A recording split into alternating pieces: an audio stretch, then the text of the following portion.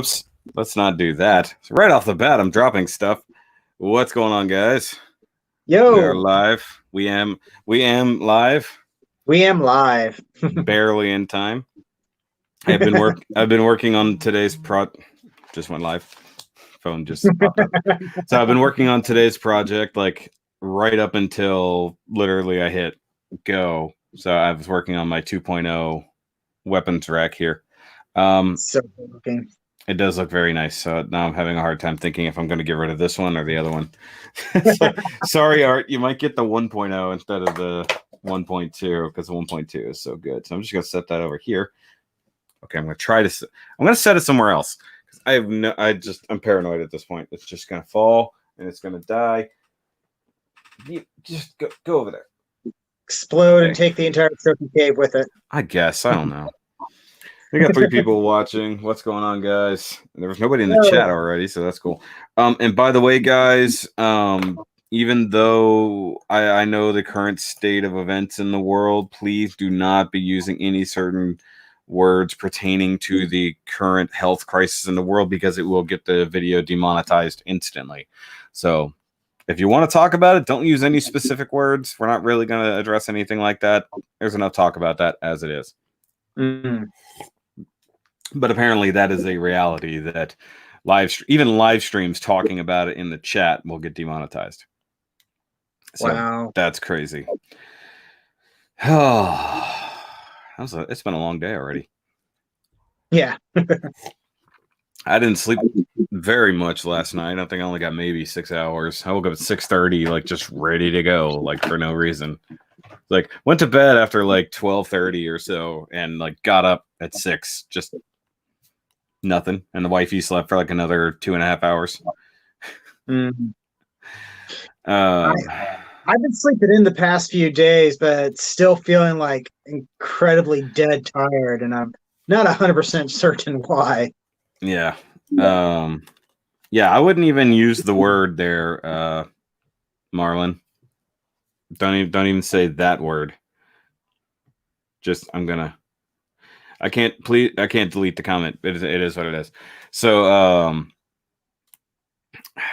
God, I don't even know. Did I even have anything? We already talked about what went live on our channels this week. So since we did this Friday night, all right. So if you guys were here Friday, you already got like the last episode. It's kind of nice actually to do these reviews so close together because it's still fresh in our mind. So yeah, guys, go watch Friday's review. Obviously, we're going to be doing episode 10. Getting close to the end here. Getting very close. So we still got, 3 more episodes? 11, 12, 13? Thereabouts, yeah. And then,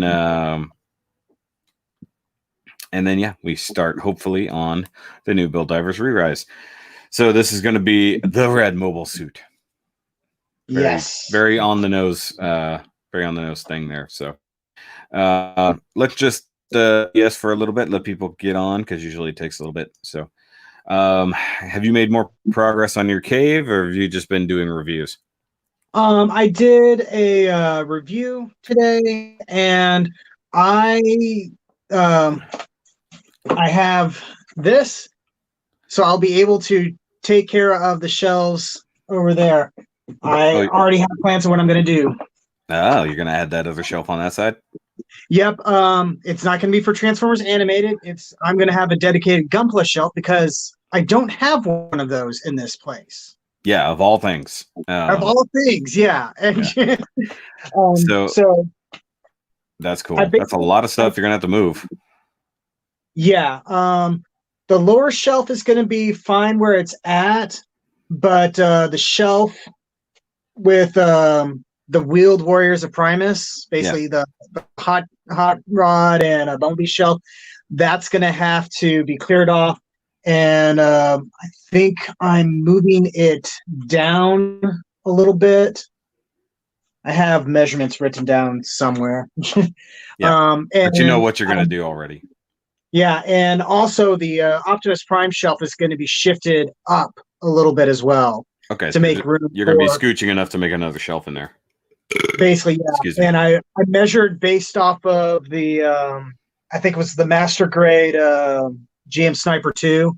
Yeah. figuring that's going to be one of the taller things that I have right now. And most of my stuff is HG anyway. So yeah, that makes it a lot easier because you can pile them all together.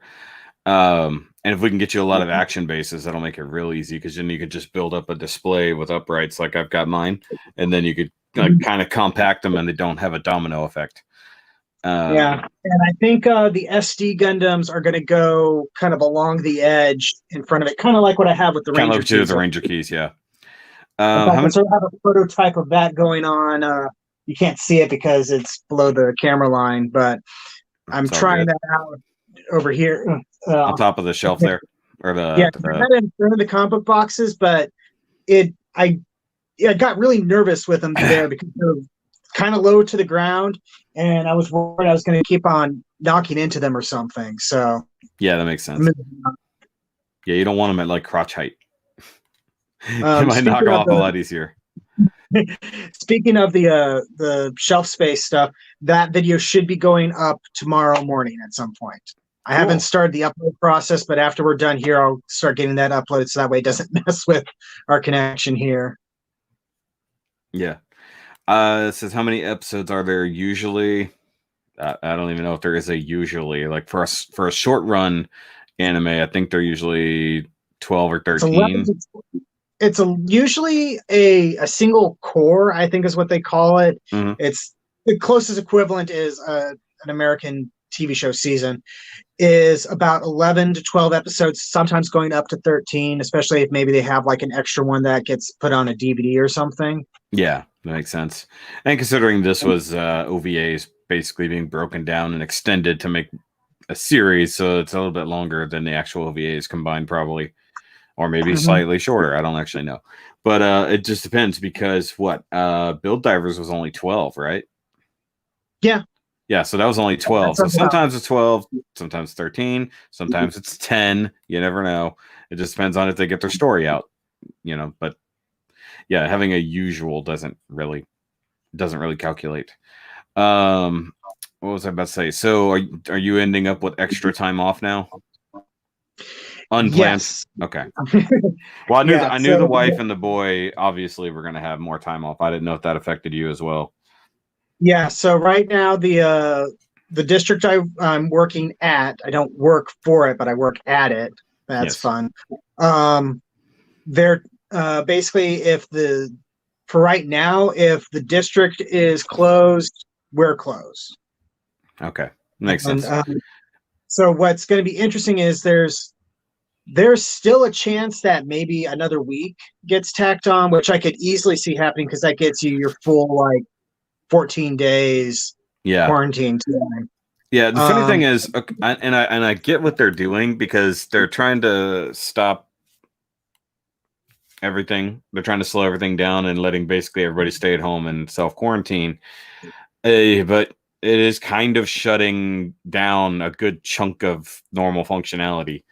But I guess now I'll be worried if my job has to shut down.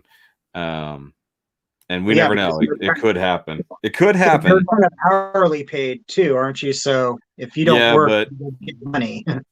But like, say during the hurricane, when we had to shut down, we got paid via FEMA. So it's entirely possible it'd be the same situation.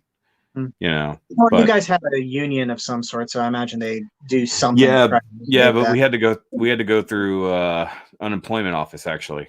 So technically, we had to file under temporarily unemployed, despite the fact we were employed. Yeah, that was the only way to get paid for that extended leave because of the hurricane.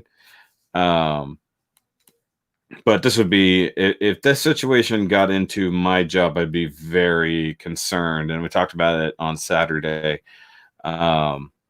because it would bring down a lot worse. It's like there's certain industries you don't want to have to shut down because then it starts shutting down everything attached to it. But yeah, my mom posted a thing this morning about grocery stores that have supplies need to have a 2 or 3 hour window first thing in the morning set up just for elderly people to go shopping and get the stuff they need. Yeah, I could see that being cool. And because they have not been able to buy anything, they need stuff. and they don't have anything that I know of. I don't know if she's managed to get any kind of groceries. So, hey Joey, what's up? Imagine Something that if hold on. Imagine if bars had to shutter in response to a spike in drunk driving deaths. Well, they've had some issues due to some really bad drunk driving accidents that have happened in my county, where several people were extremely overserved and allowed to leave, and then they killed people on their way home. So that particular bar had to deal with things that way. So I don't know.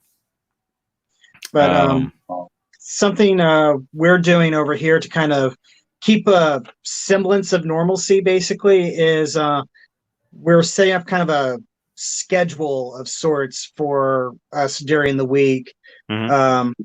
Particularly for my son, that's going to, because of his autism, having basically a routine for him to keep up with is going to be a lot easier on him.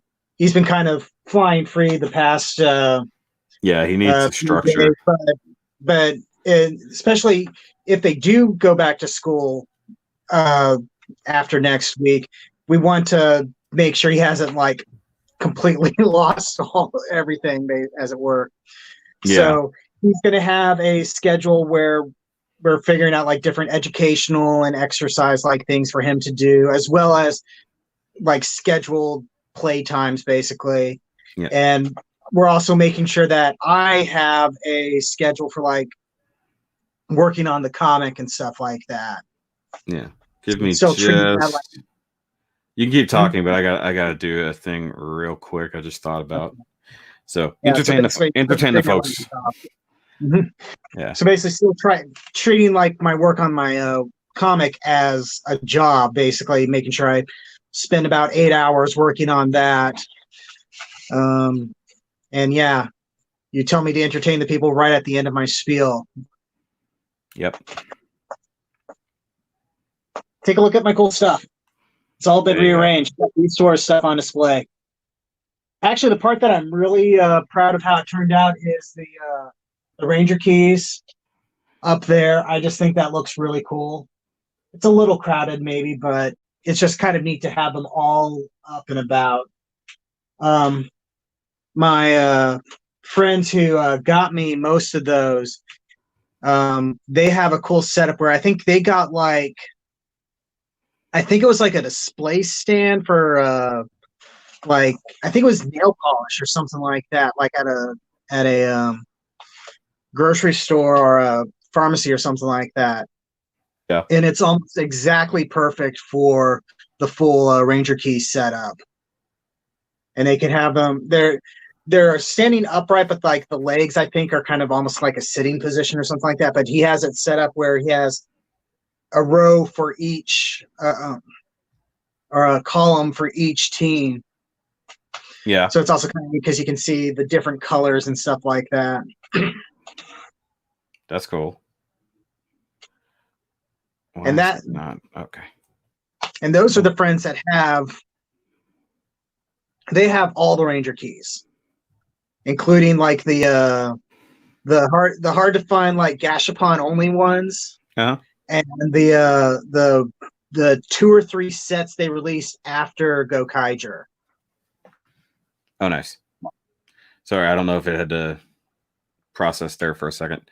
Guys, just for everybody who's just now popping in, make sure you are not using any words or phrases specifically related to the current world health situation, because it will get the video demonetized. That's what I was doing, was actually adding some words to the banned list just to block them if they do pop up. So there you go. Illinois governor actually shut down all bars and restaurants. That seems ridiculous. Bars, maybe. Well, yeah, but I mean, like, okay, so even here, our governor shut down any events in places having more than 250 people. So, yeah, I mean, normal Houston Livestock Radio Show getting shut down. That was big. Yeah, that was a huge one. But I mean, you're talking 50,000 people a night. You know, and I still don't know who all may or may not have contracted anything during that, because that one guy doesn't even know and he's not totally cooperating. He's not cooperating, but he's also not giving any solid answers. Oh, But either fun. way, so my daughter, and that's right down the road from my parents, basically. So let's see, my daughter has a break from school 2 weeks. Meanwhile, my work is too overloaded for me to enjoy my daughter being home. Yeah, that does suck. Unfortunately, life continues for that's. Still got to do everything I got to do. In fact, I need to get back to reviewing crap and building Gunpla this week. I've gotten sidetracked with other builds that nobody seems to care about as I post those videos and pictures, and they're like, "Oh, hey, cool. What is that? I don't. You do things that aren't Gunpla? I've never seen that before. Pay attention to the channel, people. Come on." But tomorrow, because I won't have a Master Grade Monday update because I did not get to build the Jesta today. That was on the agenda. It was on the agenda. But I did not get to it. And unfortunately, I'm sitting here getting very high off of paint fumes because I was painting right before starting this. So I might be pretty loopy by the end. Not vodka loopy, but, paint fumes loopy. But tomorrow will be an out the box review for the latest cool thing that I ended up getting. It's a long-ish video, but stick around and watch your way through it because there's a lot of cool stuff to look at. Wow, we lost like 6 people. What just happened? That's weird. But I have to clean this cave tomorrow. It is filthy, and I can't even do reviews right now because there's so much stuff piled over here. I actually can't even roll my chair over to the review desk. So it's been about 17 minutes. Shall we get started? Sure. Okay. Do you have your notes? I have my notes. I did not get a chance to transpose them, so I'm just going to read them off the paper like the good old days. So I have to look down or do this. I'm just going to do this. Hold it in front of my face. I can also mess with my white balance, apparently. Yeah, it does. Well, and autofocus. So, guys, episode 10. The red mobile suit, or just red mobile suit, either way. And the funny thing is, I started my notes before I started rewatching the episode, and I actually went to the stuff that happened after the break first. So I was like, okay, what? I was like, wait. Do you need to start off then? No, because when I started rewatching it, I'm like, all right, I'm writing out the scene, and then I go, oh, this scene is where it opened. So we don't open on Club Eden. We actually open up on Loam, and we go into the Texas colony that we love. Good old Texas. Mm-hmm. And if we remember from the last episode, Sayla was called back to Texas because Don Tiabolo had a heart attack. There's no evidence that he was poisoned or anything, so it might be a legit heart attack. I think it's a legit heart attack. I think they would have something more suspicious going on if there was supposed to be foul play of some sort. They would have a dramatic bottle being dropped or something like that, a la Zeonzum Daikun's speech and stuff. Yeah, that would have been good. So Sayla did go back and finally got to see him. So you see him there. So they're talking to the doctors and the nurse. And apparently... real quick. Yeah. My train of thought when I was watching that is like, it's like, don't get ahead of me. What? Don't get ahead of me. Because I said, I'm just talking about the way Tiabolo looks. That's what I was about to comment on. That's why I said don't get ahead of me. Okay, then go ahead. Ignore what he just said. Ignore his interruption. So you see Sayla talking to the doctors, and you see Don Tiabolo, who has apparently come down with no mouth disease. Yes! Oh my God! Where is his mouth? How does he have no mouth? It's just no line, nothing. Stops, chin, mustache, nothing. Like, how did that? That's an animation error, right? That's a stylistic choice on how they're drawing him, but oh my God, yeah, like you can see if like yeah, that's what I was like. Don't interrupt. Exactly. I thought you were just going to gloss over that, or somehow. How would I not gloss over that? I don't know. You're high on paint fumes. Maybe you interrupted the good joke. Okay, so he has come down with no mouth disease. He didn't just have a heart attack; his mouth fell out. But The basically, Matrix. he's stable and everything. And so we go from that scene to popping outside, talking to good old Roger. And he's talking to Sayla. Obviously, I hadn't seen her in a little while. And he says that I'm going to Xeon. I guess we're going to Xeon. He's taking the wife with him. But And it's great to see you. I really care about you. We're getting the hell out of here. yeah. And she's like, thanks for all the help that you've given us, and he's like, I'm glad we did. And but frankly, side 5 ain't safe. We're going to Xeon. Because everything that's happening here, there had to have been some translation errors in this section because he kind of contradicts some of the stuff he says. But basically it says we might as well get out while we still can before they shut down the docks or whatever. He's clearly seeing the future a little bit. But then he says that he doesn't want to see his son, the man who has now become the hero of Xeon, and he hasn't even written us one letter this whole time he's been gone. And then of course I wrote, yeah, because he died. But then he said, but he is our only son. Like, it's like, should we see him? Should we not see him? He is the hero of Xeon. We haven't seen him in years. He's never even written to us. We don't want to talk about him because if you remember during that scene where they're all at dinner and you have Char and Cassaval, and original Char is going on and on about how basically he's the that one family member at Thanksgiving who goes into politics when everybody says don't goes into politics. Yeah. And, no, I remember that. So he was praising Xeon and the ideals. Parents are kind of like, shut up. Yeah. So they're not proud of the fact that their son has become this big war hero, which also means that, he's, been killing lots of people. Yeah. And that's before this episode. Yeah. But he's still their son. So he wants... It's like I feel like it's a translation issue. Well, I feel like just the way that one sentence started out, it said we don't want to see him. I think it started out with, given what he's done, I don't know if we even want to see him. I think that's why it was a minor translation error. I think it should have been I don't know if, instead it just says we don't, or just a typo for whoever put in the subs. But yeah, and then it was the thank you for everybody, and then he goes to walk away, and he says, I hope that our paths will cross again. I have right down after that, I have written, raise your death flag.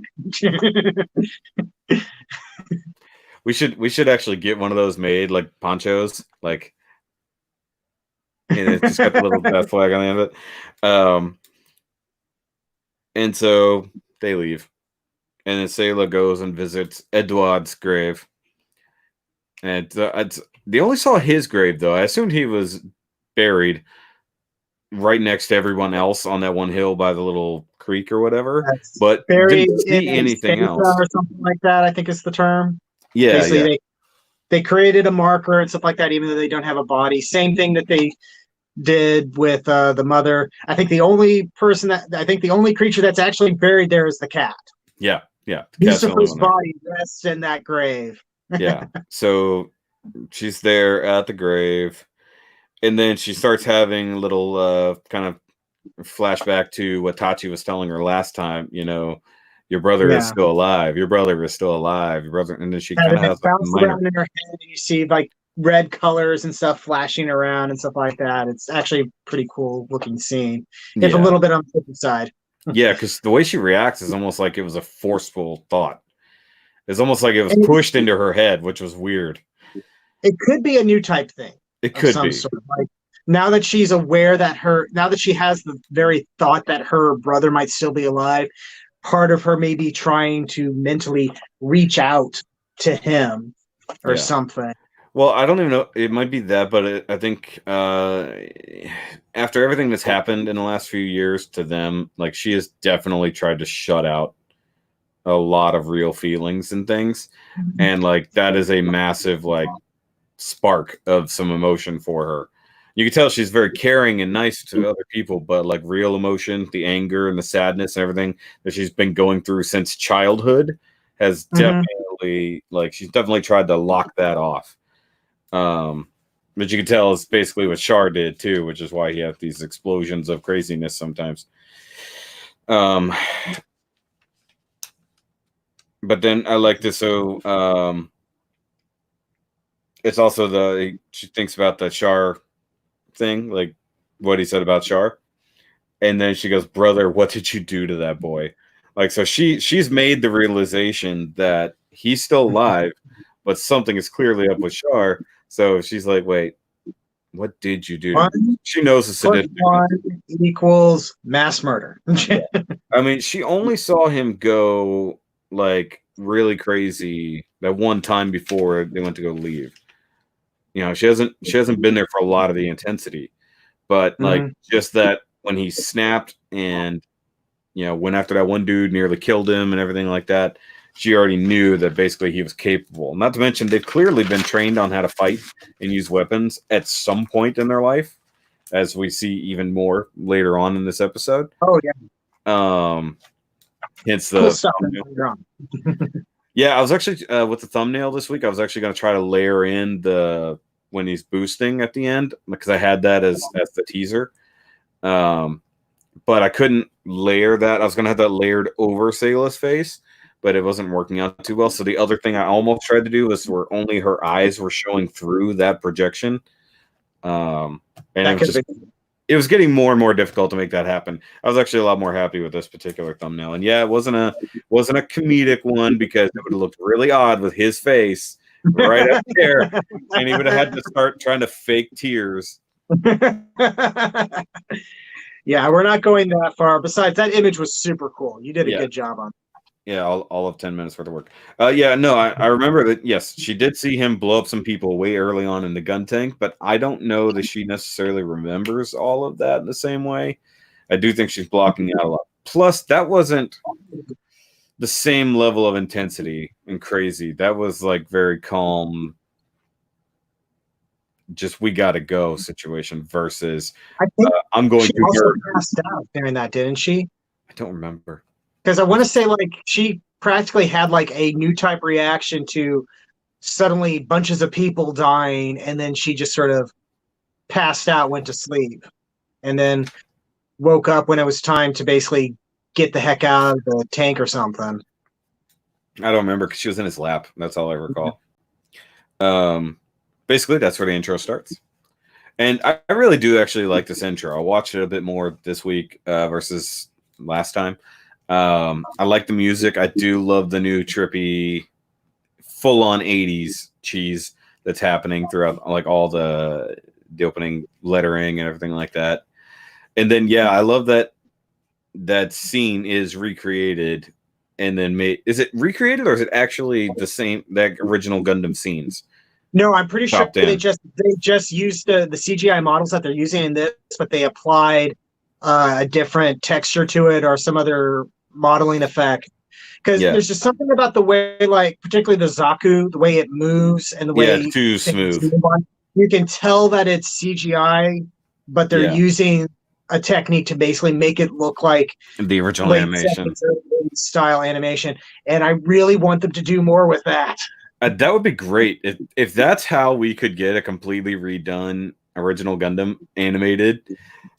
I mean, just leave all the voice acting alone, just reanimate the whole thing, but do it like they're doing for this with the CG/actual drawing. But then whatever they did to make it look that way would be awesome. Except get it out of 4x3. We don't need that. Yeah.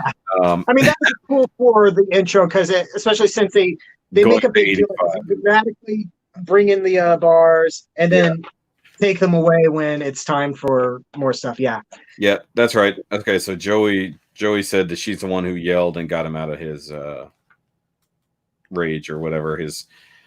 He almost has like a berserker mode, I guess, is what it really comes down to.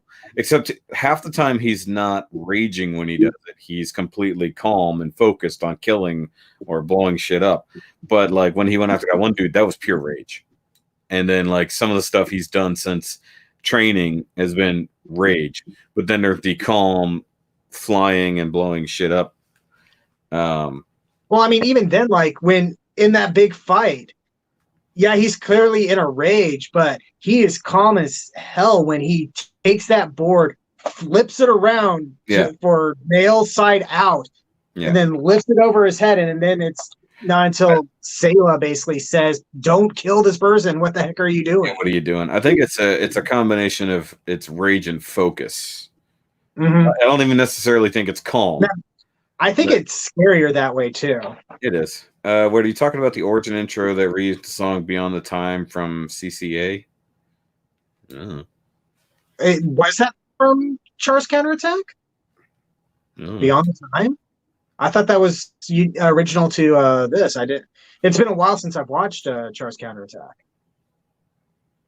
Well, let's just go find out, shall we? To the Google. I can't do that because the phone is what's recording me. I get knocked out if I navigate away from this window.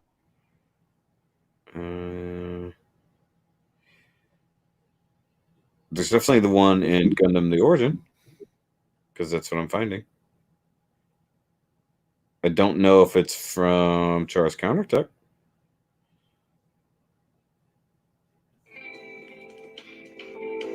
Yeah, that's the current one. Right? Yeah. We're gonna get demonetized. Shit. Okay.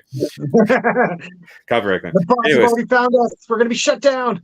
It says, but the origin uses the new version of the song. Okay, there you go. So it is from Char's Counterattack. Not that I care. I really don't care. It's a detail that watch Counterattack at some point. It's like that's a detail that I truly don't. It just doesn't matter to me. It's a cool song. That's all I care about. So intro goes by. We start up. We're finally back in Club Eden, where my notes started. And it's kind of picking up where almost exactly where they left off last time. So it seems like very shortly after the guys came to visit and Raul was drunk and they bailed.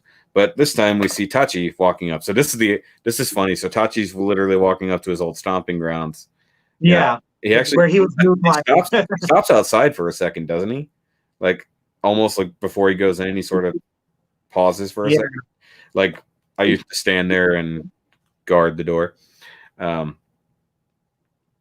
And then what I didn't even realize, it does have a closed sign on it, so they're not allowing anybody in anymore. So he goes in, and Hamon is just chilling on the couch. Raul's passed out, and you can hear him snoring or something. He is snoring, which is funny because he conveniently stops snoring a few seconds later. So she's like, "Oh, hey, haven't seen you in a long time. Last I heard, you were in intelligence." So now we know, obviously, he's in the intelligence sector. And he says, "You need to run." And she's like, "What?" It's like Caecilia's secret agency or whatever they said are coming for you and Raul for insubordination. And she's like, "What?" And then literally like the door, and he's like, "Oh," and he sits down real quick. He's like, "Dude, quick on that information." Like literally, they're walked in right behind him. It's like, yeah. So I actually really like this interchange between them.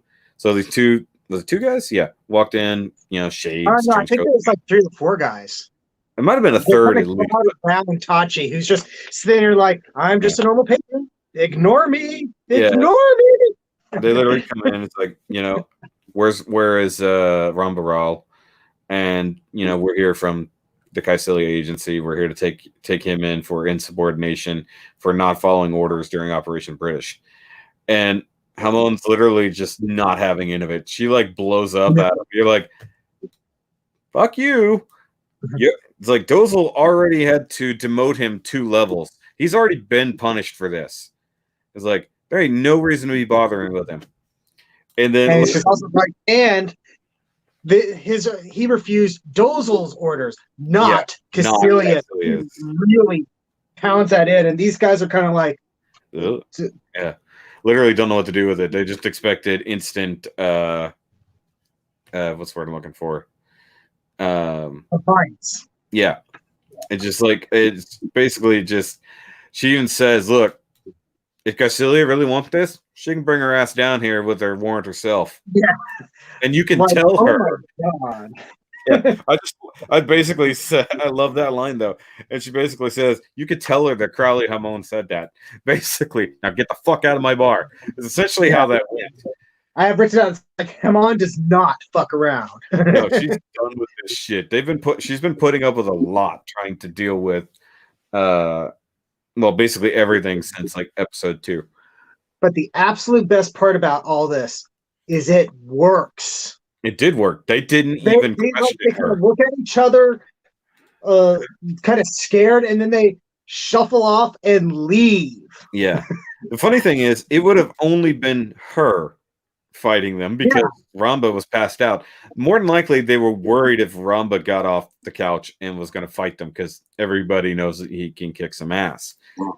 There's a lot of beer bottles over there. Yeah. But I like she says he's passed out in the back or sleeping in the back, which he's really just on the couch out of view. And like I said, conveniently, he stopped snoring when those guys came in because they might be able to overpower her, push through, and grab passed out Raw.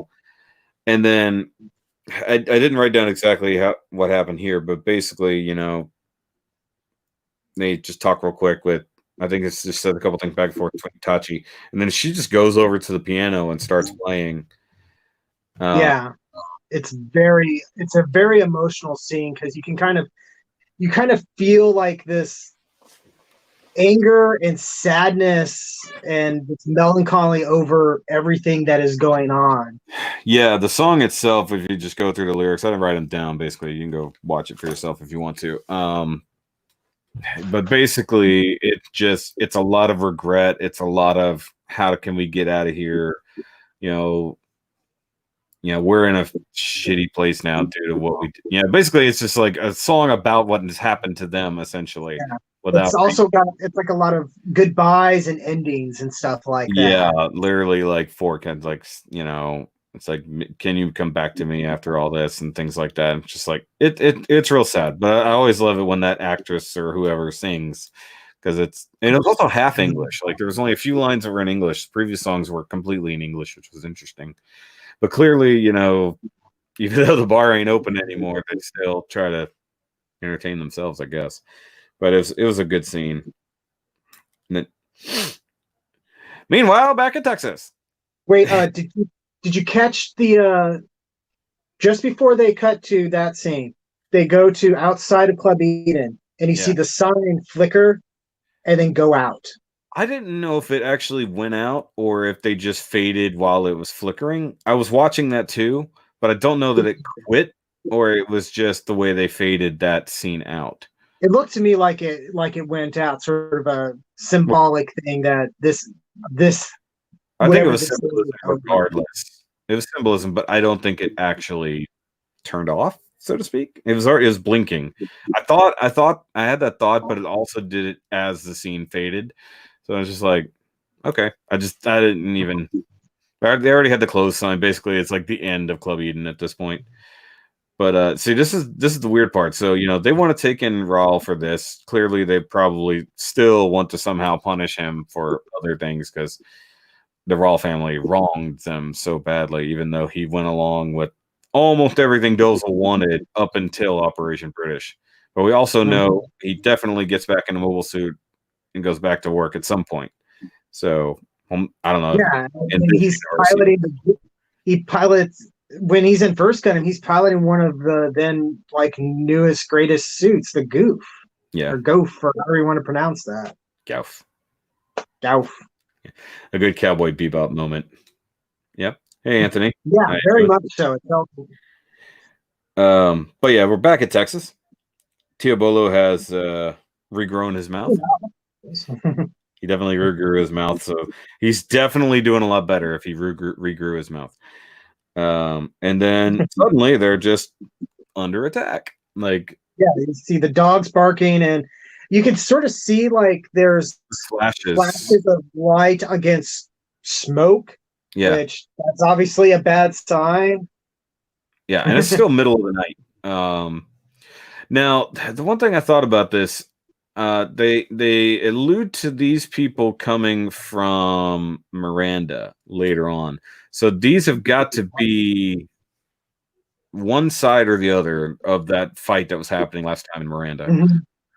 they don't necessarily say who it is, but basically they're just assholes who have popped over to a neighboring colony and either like continuing the riots or something on Yeah. a very peaceful, like almost nobody lives there colony. So they're wrecking the town. They set fire to Rogers. They say house, but it looked more like his office because I thought they lived on the same property with the Tiabolo family or the Mass family, I should say. But they say, they're burning down his house or they set fire to his house. You see them, they got some Jeeps, they're firing guns, they're setting fire to shit. And Sayla, like, is just done. She has a total castball moment and literally just snaps and it just like goes into full serious mode and like turns around. Yeah, I have the on my notes I have written down. It's like they come in on motorcycles and Jeeps attacking the wrong fucking person. Pretty much, yeah. Sayla takes charge and starts ordering everyone to barricade the windows. Yeah, it tells everybody to get inside, basically barricade everything, find weapons, take shelter. They have a huge, what used to be a hotel, basically, to hide out in and, fortify. But, like, as close as those guys seem like they were, they managed to fortify this place. So they're, like, putting beds against the windows. They're kicking out the glass so they don't have to worry about it. A bunch of people grab Tiabolo and they're moving him to safety while in this massive bed, and he's, like, freaking out. Mind you, he was literally on death's bed a second ago, death's doorstep. Yeah. And, like, they're dragging him away in the middle of this battle. And then he's shouting out for Sayla and stuff. Yeah. And then so it cuts to Sayla, who's like, do we have any weapons? And I don't even know who this guy was. I don't know if it was a doctor or one of the caretakers or something. And he's like, yeah, we do. They're all kind of old. And like, you really do see, like, in a bit, there's a lot of really old, like 19th or like 20th century weaponry. And yeah, it's like crazy as like considering what year this should be in like what the 2100s, if something like that. It's been a while, right? Thereabouts, yeah. So I love this fact. So I pointed this out a long time ago. The guns on the wall, literally, that were up there. So a long time ago, I pointed out the pistols that were on the wall, which of course become how he ends up screwing Char over. But then, of course, not just the pistols, the Winchester rifle comes off the wall and actually gets to be used. I was like, that's awesome. Not only that, I called that was totally a Winchester rifle. It's like an 1873 model, to be specific. It's 8 rounds. Yeah, seems all the guy that's holding it seems all proud of it too. It's like, yeah, it's the Winchester, the blah blah blah model. You see, and he's smiling while he's showing the action. She takes it, cocks it. It's like, yeah, I know how to use this. Excuse me, I have to go kill some people now. Yeah, but I mean, given this place was essentially going to be a tourist trap and didn't really happen, it makes sense that there would be somebody who knows about all the crap that's on the walls. This is a hotel. The decoration was just put up there, probably with the ability of somebody who would know to answer questions. So the fact that they have a bunch of 20th century weaponry, including a big old machine gun from like World War I, or later, probably it looked almost like a Madus. And then, which I guess is 2 and up. Either way, doesn't matter. And then they got Winchester rifles. They just start pulling out all kinds of guns that are just in this house. I'm just like, where do they even get the ammo for this? It's like a couple 100-year-old ammo. Like, fine. I mean, it's a big deal, but they're just maybe they make or something. I'm guessing maybe like an activity that they had for the resort or something like that was go out and fire real weapons. Maybe. I don't know. At this point, most of them are like a cowboy, fire a Winchester. Yeah. Well, the fact that any of them work at all was impressive, It's possible they were newly made. Yeah. What the heck? Did I write there? Get whatever gas they can? Did I write that? I don't know why I wrote that. But I love this. So she picks up the gun. And I think he even says, you know how to use this. And I think she says something along those lines. But he says, you got an 8-round manual cocking. And like this first dude is like running up he's in a Jeep actually, and just snipes him right through the star on his helmet. I'm just like, yeah, it's dark. these people are moving at a good distance from her, and she is sniping them on a rifle that has no scope. Yeah. She no scope headshotted this motherfucker from a distance in the dark. Iron sights only. Yeah, and it's just like, good God. So not only that guy, she ends up, there's a guy, I forgot what he was doing, but she managed to shoot him like in the side, and then he falls down, sets fire to himself. And then another guy on a dirt bike kind of just comes ramping up. He's about to throw a Molotov cocktail at the house. She shoots him, and he like midair is like, oh God. And then the thing explodes above him. So he now becomes a comet in and of himself, falling to the ground and then catching fire. Yeah. I mean, I think she shoots a few times. Oh, I did forget that their conversation was interrupted by gunfire. Like they were nearly hit by a couple bullets. This episode illustrates why Sayla is my waifu. Is that Joey? Yep, of course. But basically, she kicks a lot of ass. The other people are firing all the guns they have. Her line here is pretty cool. It's like she's like, bunch of animals, Federation, Xeon, they're all the same. All there is madness. Yeah, I didn't write that down, but yeah, it was that same thing. And then, of course, she actually is crying while shooting these guys because, of course, she doesn't want to kill. She actually wants to help and heal people. But sometimes you got to do what you got to do, you know? Sometimes you got to plug a few people. Especially these people who are coming in there. But I like this. She snipes the asshole is what I wrote down. But they do manage to catch the house on fire. They actually run a Jeep full of gas and jerry cans into kind of like the garage area. I don't know exactly what they ran into. Somewhere on the lower level, basically. Yeah, and like everybody else in the house, or at least a few people in the house, start freaking out. Oh God, what are we gonna do? She's like, shut up and put out the fire.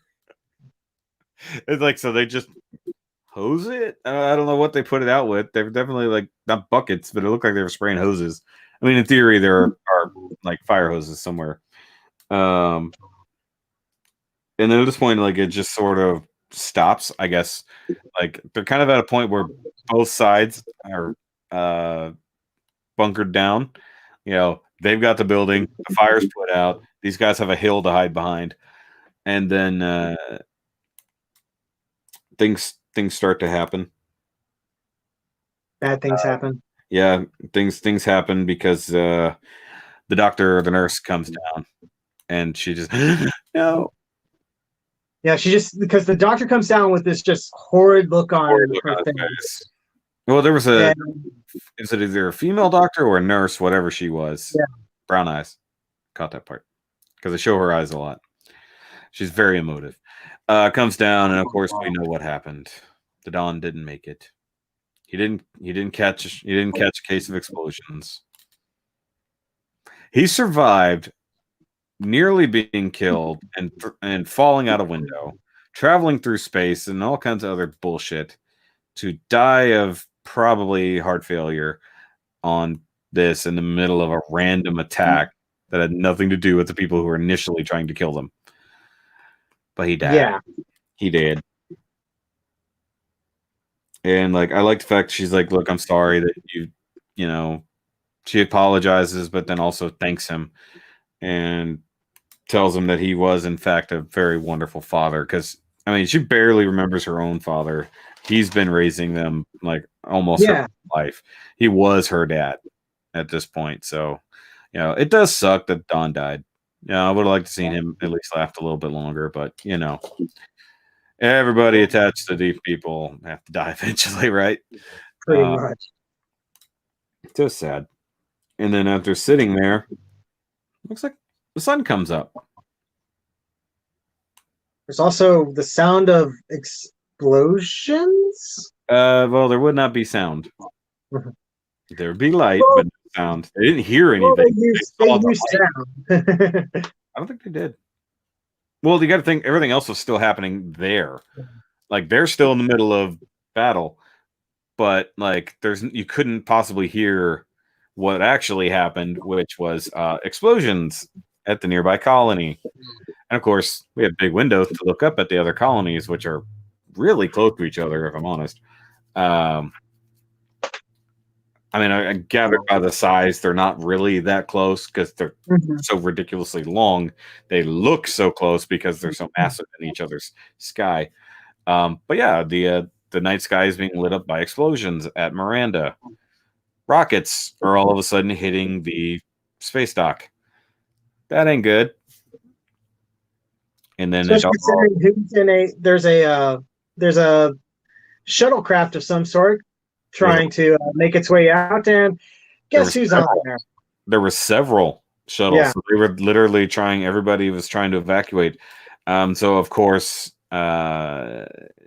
Roger and Mrs. Roger were on the ship, and you see the explosions and stuff happening, but the ships are still trying to get out of the dock. And it looks like they're totally going to make it. They even make it out of the hole, and then the explosions completely engulf them. yeah, And the Aznables are no more. Killed by their own fake son. yeah. In Because we theory. see, well, we see the Char's Red Zaku too And he was zoom up, and he's holding the bazooka. But we also, I think, see that here in a minute that he might not have been the only one that went, because it did look like a couple other green Zakus were docking at the same time. True. So he's part of a team. So there were way more rockets fired than I think he could have shot out that fast. Plus they came from kind of curved like this way. Yeah. It's possible there were multiples, but either way.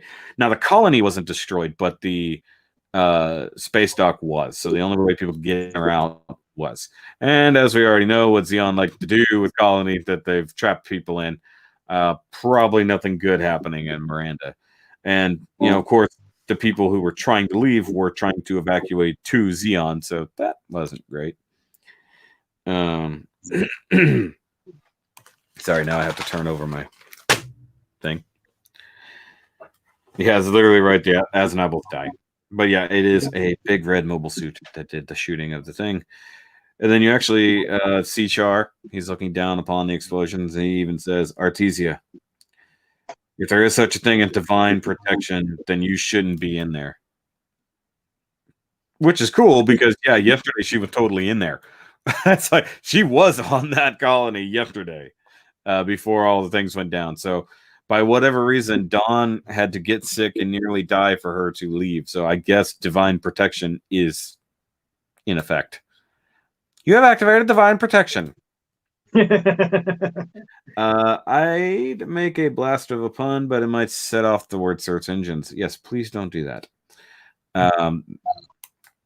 But yeah, I like the fact that he knew that she was there. So obviously there's some research in there that he knew that she would be there. And then he looks down and he goes, "Oh, Texas Colony." Like, oh crap, no. Don't go after Texas Colony. Well, they didn't do anything to you. Don't do it, man. But no, he was just like he actually was feeling like reminiscing. Yeah, a little nostalgic. He zooms over, and he actually like lands, I guess, on part of the window or something like that. And I think he lands where it says Texas. It's like a ridge, and he's just looking down through the glass, kind of. yeah, and Sayla, it manages to see him and starts trying to run after him again, dropping the rifle and stuff like that. Where I guess because we do catch glimpses of the even the riders looking up, horrified at what's going on at Miranda. Yeah, because they said now we can't go home. They even say that. So that's why I figured out they were from Miranda, because they didn't say anything about that. That's the only context clue that they were idiots from Miranda, whichever side they were on. They're just attacking people. They're rioting. I love that they took the time to fly to another colony to riot. Now, one thing I've got to wonder. Now, I don't know how intercolony transportation works. So the Aznables left Texas to go to Miranda to go to Xeon. That's the one part that I kind of scratch my head at, because I mean, yeah, connecting flights make a certain amount of sense terrestrial wise, but why fly to a whole? Yeah, but if your colony has the ability to let transports out and nobody's fucking with them, why go to the one that is having the problems that they definitely want to quell to leave out of? That made no sense to me. It's just like there may have been something cut that explain that, but they're kind of up and away. So like I could see like if they're not right on far from each other. They're obviously like next door neighbors, but that's still miles and miles away. You know, that's not so. not a quick journey. But that's what I was thinking is like, is there like a tethered like elevator or car between the two to pick up survivors? Hmm? Oh, I guess Maybe the ship went there to see if there's anybody left. I guess maybe. I mean, there would be. I mean, like the whole place wasn't exploding. you know what? There might have been a line about that in the movie version. Okay. Well, because I know that makes sense for a later scene after the space dock is destroyed, but like why they left there to go to other places. I guess maybe if they went there to help people and then we're gonna fly out, sure. But like, or maybe that's where the longer range ships were, like maybe the ones that go in between are much smaller, not made for going to a whole other side. Because they were going all the way to side 3, right? If they're going to Xeon, side 3, I believe, is Xeon, Yeah. right? So there's side 5, which is close-ish, but not, you know, it's still pretty far away, you know, in the galactic sense. Yeah, because 3 is on the other side of the moon, if I remember correctly. Yeah, three is on the dark side,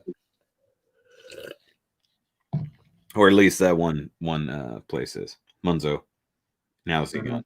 I love the fact that they're like, look, we don't want to get blowed up, so we're gonna go over there where we know they won't blow us up. It's like, look, we want to be peaceful and just chill.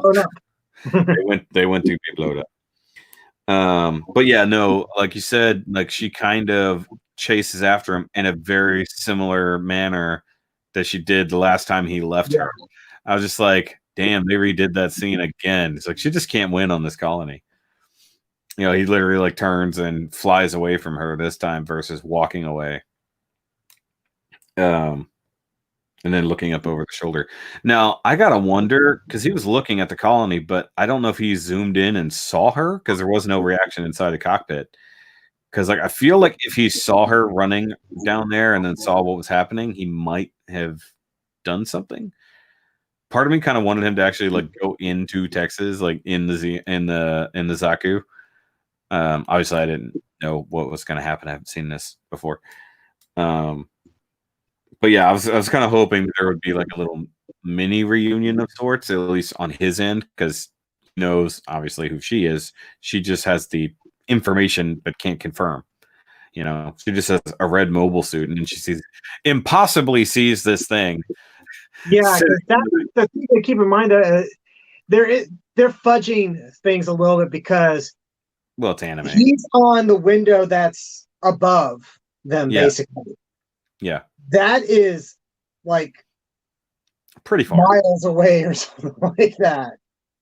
Yeah, I don't know what the diameter is, but it's up there. Yeah, because like a city block, like city block looks absolutely tiny when you look at it from the other side. That was pickles. Oof. Okay, dude. And I'm tasting them. But no, the fact that like there's no way in reality she probably wouldn't have been able to tell that it was a red mobile suit because her side is dark and all the light sources behind him. You know, maybe she could have seen the red reflecting, maybe, but not at that distance. I call bullshit. It's just anime goodness. It's movie zoom and enhance. But see, in the mobile suit, he can technically zoom and enhance, so that would have been a much better scene if he could have seen her down there. Because like he was hoping she wasn't on Miranda. There's no way he knows she's on Texas. And then basically, now that I think about it, if we're still taking First Gundam at least in broad strokes as canon to this, I don't think he sees her again until basically the first or second episode of First Gundam. Okay. I don't think 100 kilometers is right for the diameter. I think that would be with the panels. I think that's what the solar things might be 100 kilometers because they're only 20 miles long. So they can't be 100 kilometers. Yeah, 100 kilometers is like 62 miles. They're not 62 miles around. That's like it couldn't be that. I mean, well, diameter. but we want no, that's radius, diameter. Yeah, no, I don't think it's that wide. I think that makes sense with the whatever the solar arms or whatever those are. We'll have to look it up again. Not that I care. But either way, it's too far for her to see and identify the color of the mobile suit. But it makes for a dramatic scene. It's new type goodness. New type goodness. New type vision. There's my brother. Meanwhile, back at the Tiananmen fleet. Tiananmen fleet? Yeah, Tiananmen. I think it's Eminem fleet. Tiananmen. Eminem fleet, yeah.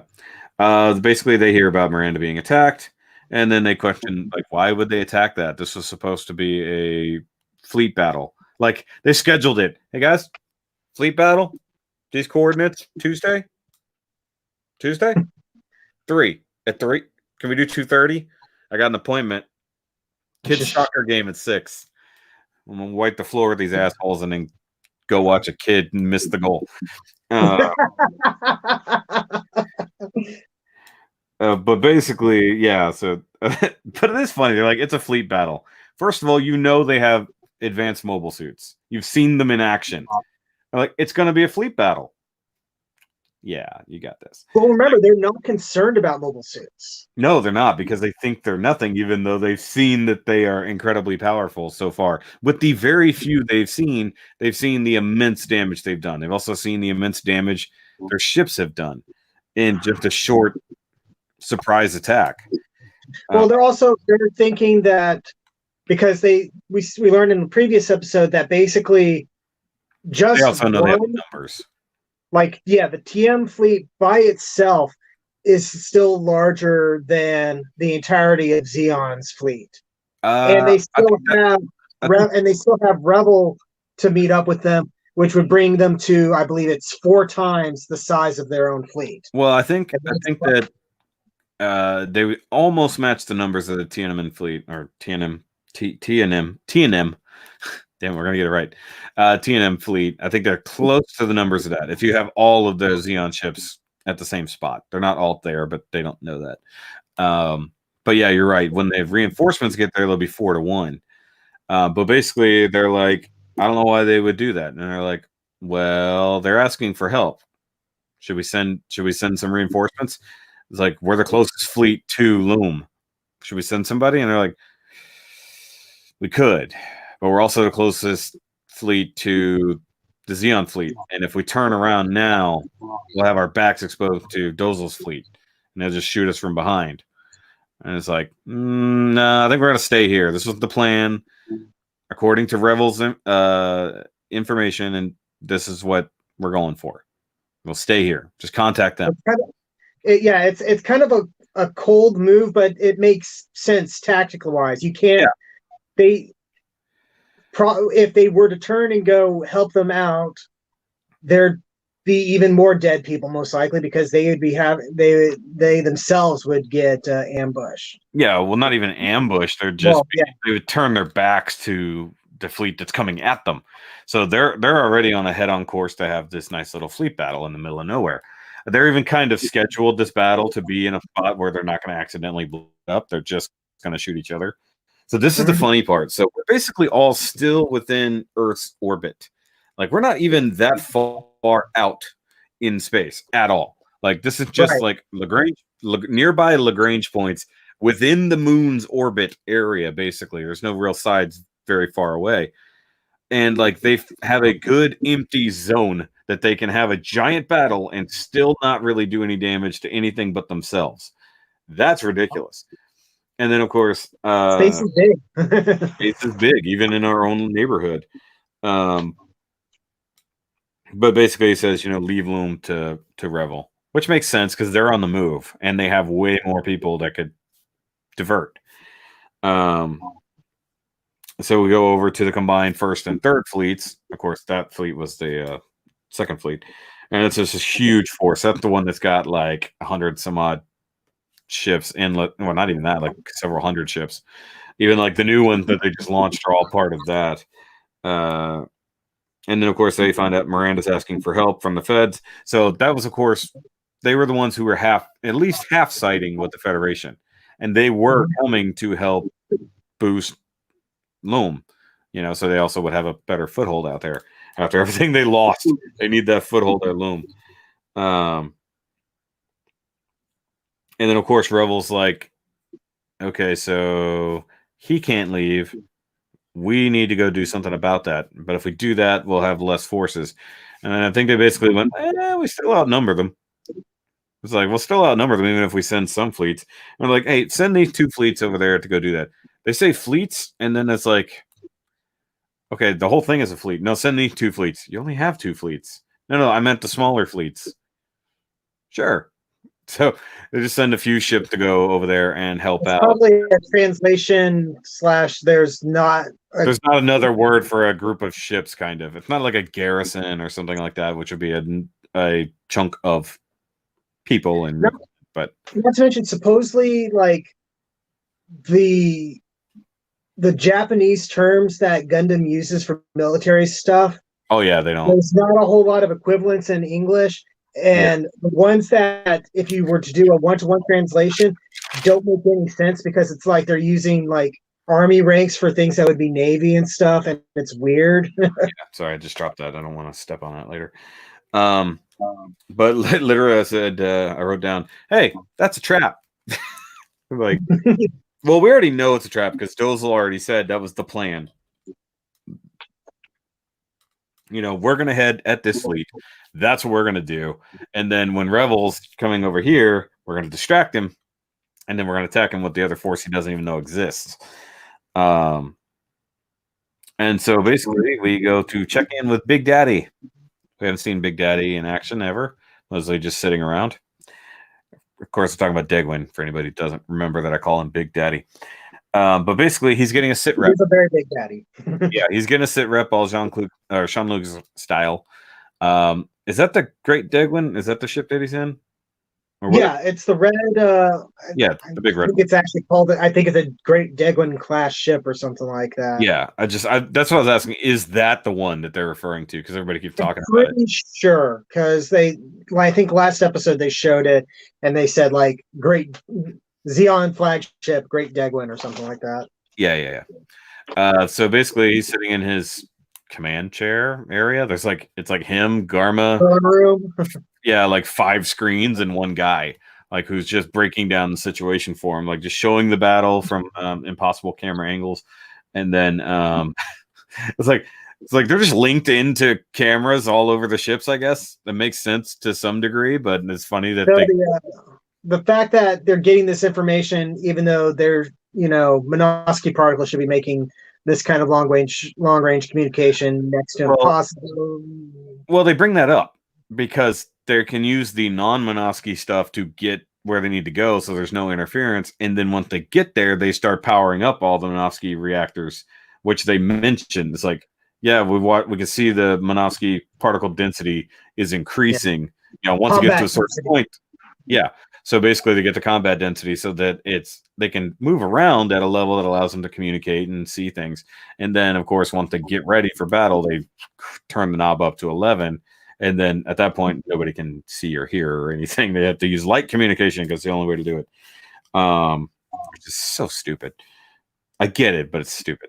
But basically, they're just talking about the battle plans. Basically, it said, okay, the main fleet, our main fleet is between the moon and Xeon. It's there for protection.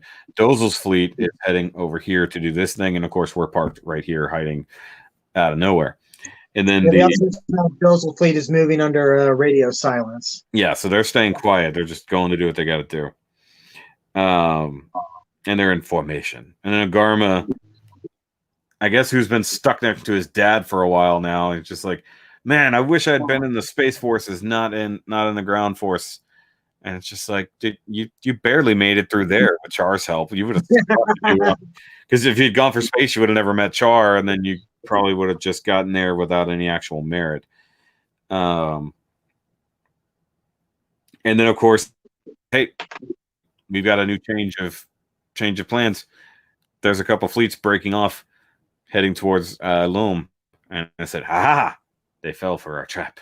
Yep. So basically, I guess they sent enough ships to lower their numbers to attack. So splitting the force to a degree, also making it so that Loam knows that the Federation is coming to help them, so they don't look that bad in their eyes.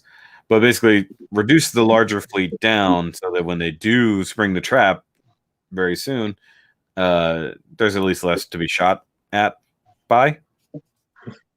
Yes. Of course, during all this, like Dagwin is looking just not amused by any of this. I think, kind of illustrating that like, he didn't want there to be a big war. Yeah, he just wanted to obtain power and stuff. Yeah, this is going to be a lot of loss of life and loss of equipment and things like that. So all these big expensive spaceships that are out there. Yeah, right. Let's see here. Where did I write down? Where am I? Okay. And then they get a message that Char's mission was successful. So that was their like confirmation. So obviously they're being silent too. So we see Char get back to his little drop ship or whatever. And that's where I said I think that's where you see a couple extra green Zaku's going in with it. Yeah, there are some, at the very least later on you do see that there's, it looks like each side can hold maybe either 2 or 4 Zaku's, and it opens up and there's a lot. So like I think each ship can hold up to like 8 maybe. Yeah. And then they kind of like how they have them stored. I remember mentioning this before, but like in Unicorn, they horizontal. That's just it's a neat detail. Yeah. Well, you even go back to like the what is it? The Gasuni. How the hell do you say that word? The one ship they were on forever with the Kshatriya, the sleeve ship. However you say that word, always just too many syllables. That one was set up vertically to deal with the dimensions of the Kshatriya because it launched that way, but it did everything vertically. But everything else had to be reoriented when the non-Xeon stuff was on board. But yeah, so now Char and his special forces they're going to go join the special attack force, the one that's coming from Albawa Q, to go take care of everything else. And then, of course, where did I write here? Garma kind of flips out about that. Wait, I think I just jumped there. Oh, okay, yeah, because it goes to the Fetty side, and they're like, whatever. It's like, we got them outnumbered, stuff like that.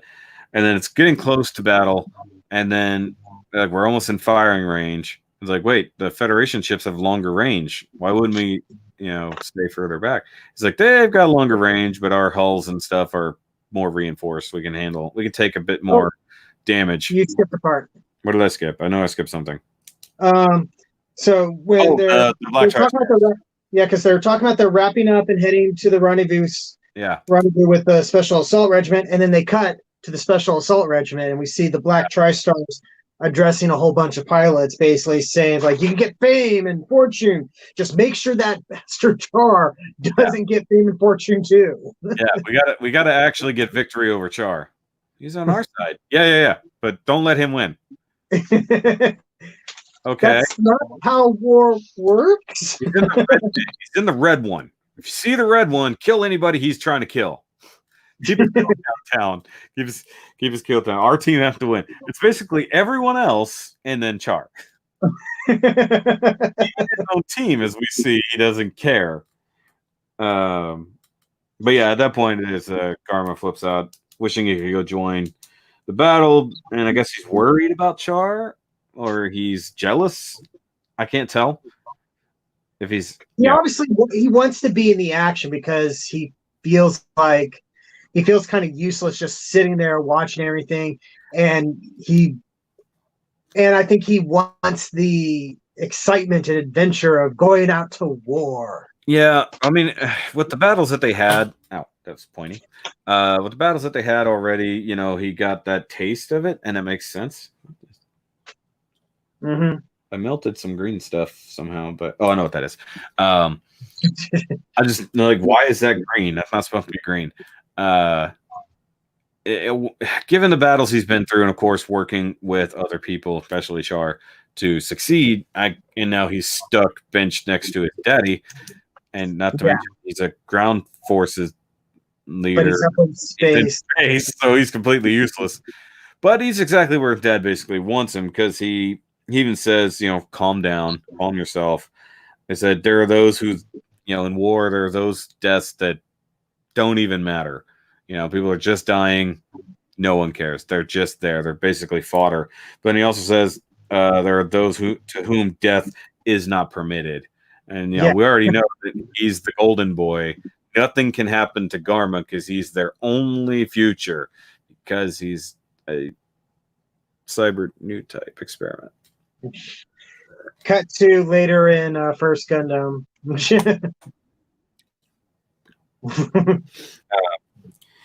And so, he's basically just keeping Garma at his side, protecting him, because everybody else who has sort of been in charge of Garma has put him in danger, or rather, he put himself in danger while being in charge by other people. So he's like, "Oh, you're gonna stay with me, but Dad, sit there and shut up, you purple-haired princess." And then oh yeah, in the background, the guy just actually listing off all the different types of ships in the Fetty fleet. It's kind of ridiculous. He's like, we have this many, you got this many, you got this many, you got this many, you got this many. And then you cut to Dozel, who's basically getting everybody ready. So he's in command of all the ships over there. And he's like, everybody, charge your shit up. Spool it up. Guns. Aiming. Do that. Do the aiming. Get ready to just shoot in that direction. Yeah. And this is where we kind of switched over to temporarily switch over to a World War II movie. Kind of. But I like this idea. So you see the cannons and everything locking in place, all over ships. You see the different people actually who operate the things, and I really dug that. It really did remind me of naval warfare in movies. Literally they're in the ships, they're turning the guns. They're like the guy on the thing cranking the thing and making the turret turn, that kind of stuff. It's great military form, basically. Yeah. And I just think about the fact that all of this has only happened in the last 6 years, if that, since they've upped their technology and started prepping for a war secretly. They've managed to train thousands of people, build these ships in secret, and then make all this happen. It's just cool. Space noise. Space noise. But I like that they basically said, look, we're at a range disadvantage here. Our stuff can handle a bit more hits. And they're even talking about that the way that the hull is designed, it's got a narrower cross section. It's going to be harder to hit. Explosion. Well, if you get a direct hit, then of course the ship's going to explode. If they shoot you in the exact right anywhere on the ship, it'll explode because their guns are stronger. They're so you're firing outside of your own range to attack them, which really didn't do anything as far as we could tell. Pink explosions of stuff. You know how this works. Thousands of explosions in that direction. God knows how many kilometers away that they're shooting. And they start losing ships right off the bat. Couple get disabled, one explodes. Garma freaks out because it's the same type of ship that Dozel's on. So he's like, oh my God, was that Dozel's ship? And the guy's like, no. It's just no, just another one of those. Oh my God, it's the reality of war. Several thousands of it's just probably about 1,000 of your citizens over there died. Don't worry about it. Probably some people some people who know, and they start taking just a lot of losses all of a sudden. Just shit's getting wrecked. Not a lot, but at least 3 or 4 ships definitely go down, or at least are disabled. And then Dozel's like, plan B, y'all. He's like, there was a plan B?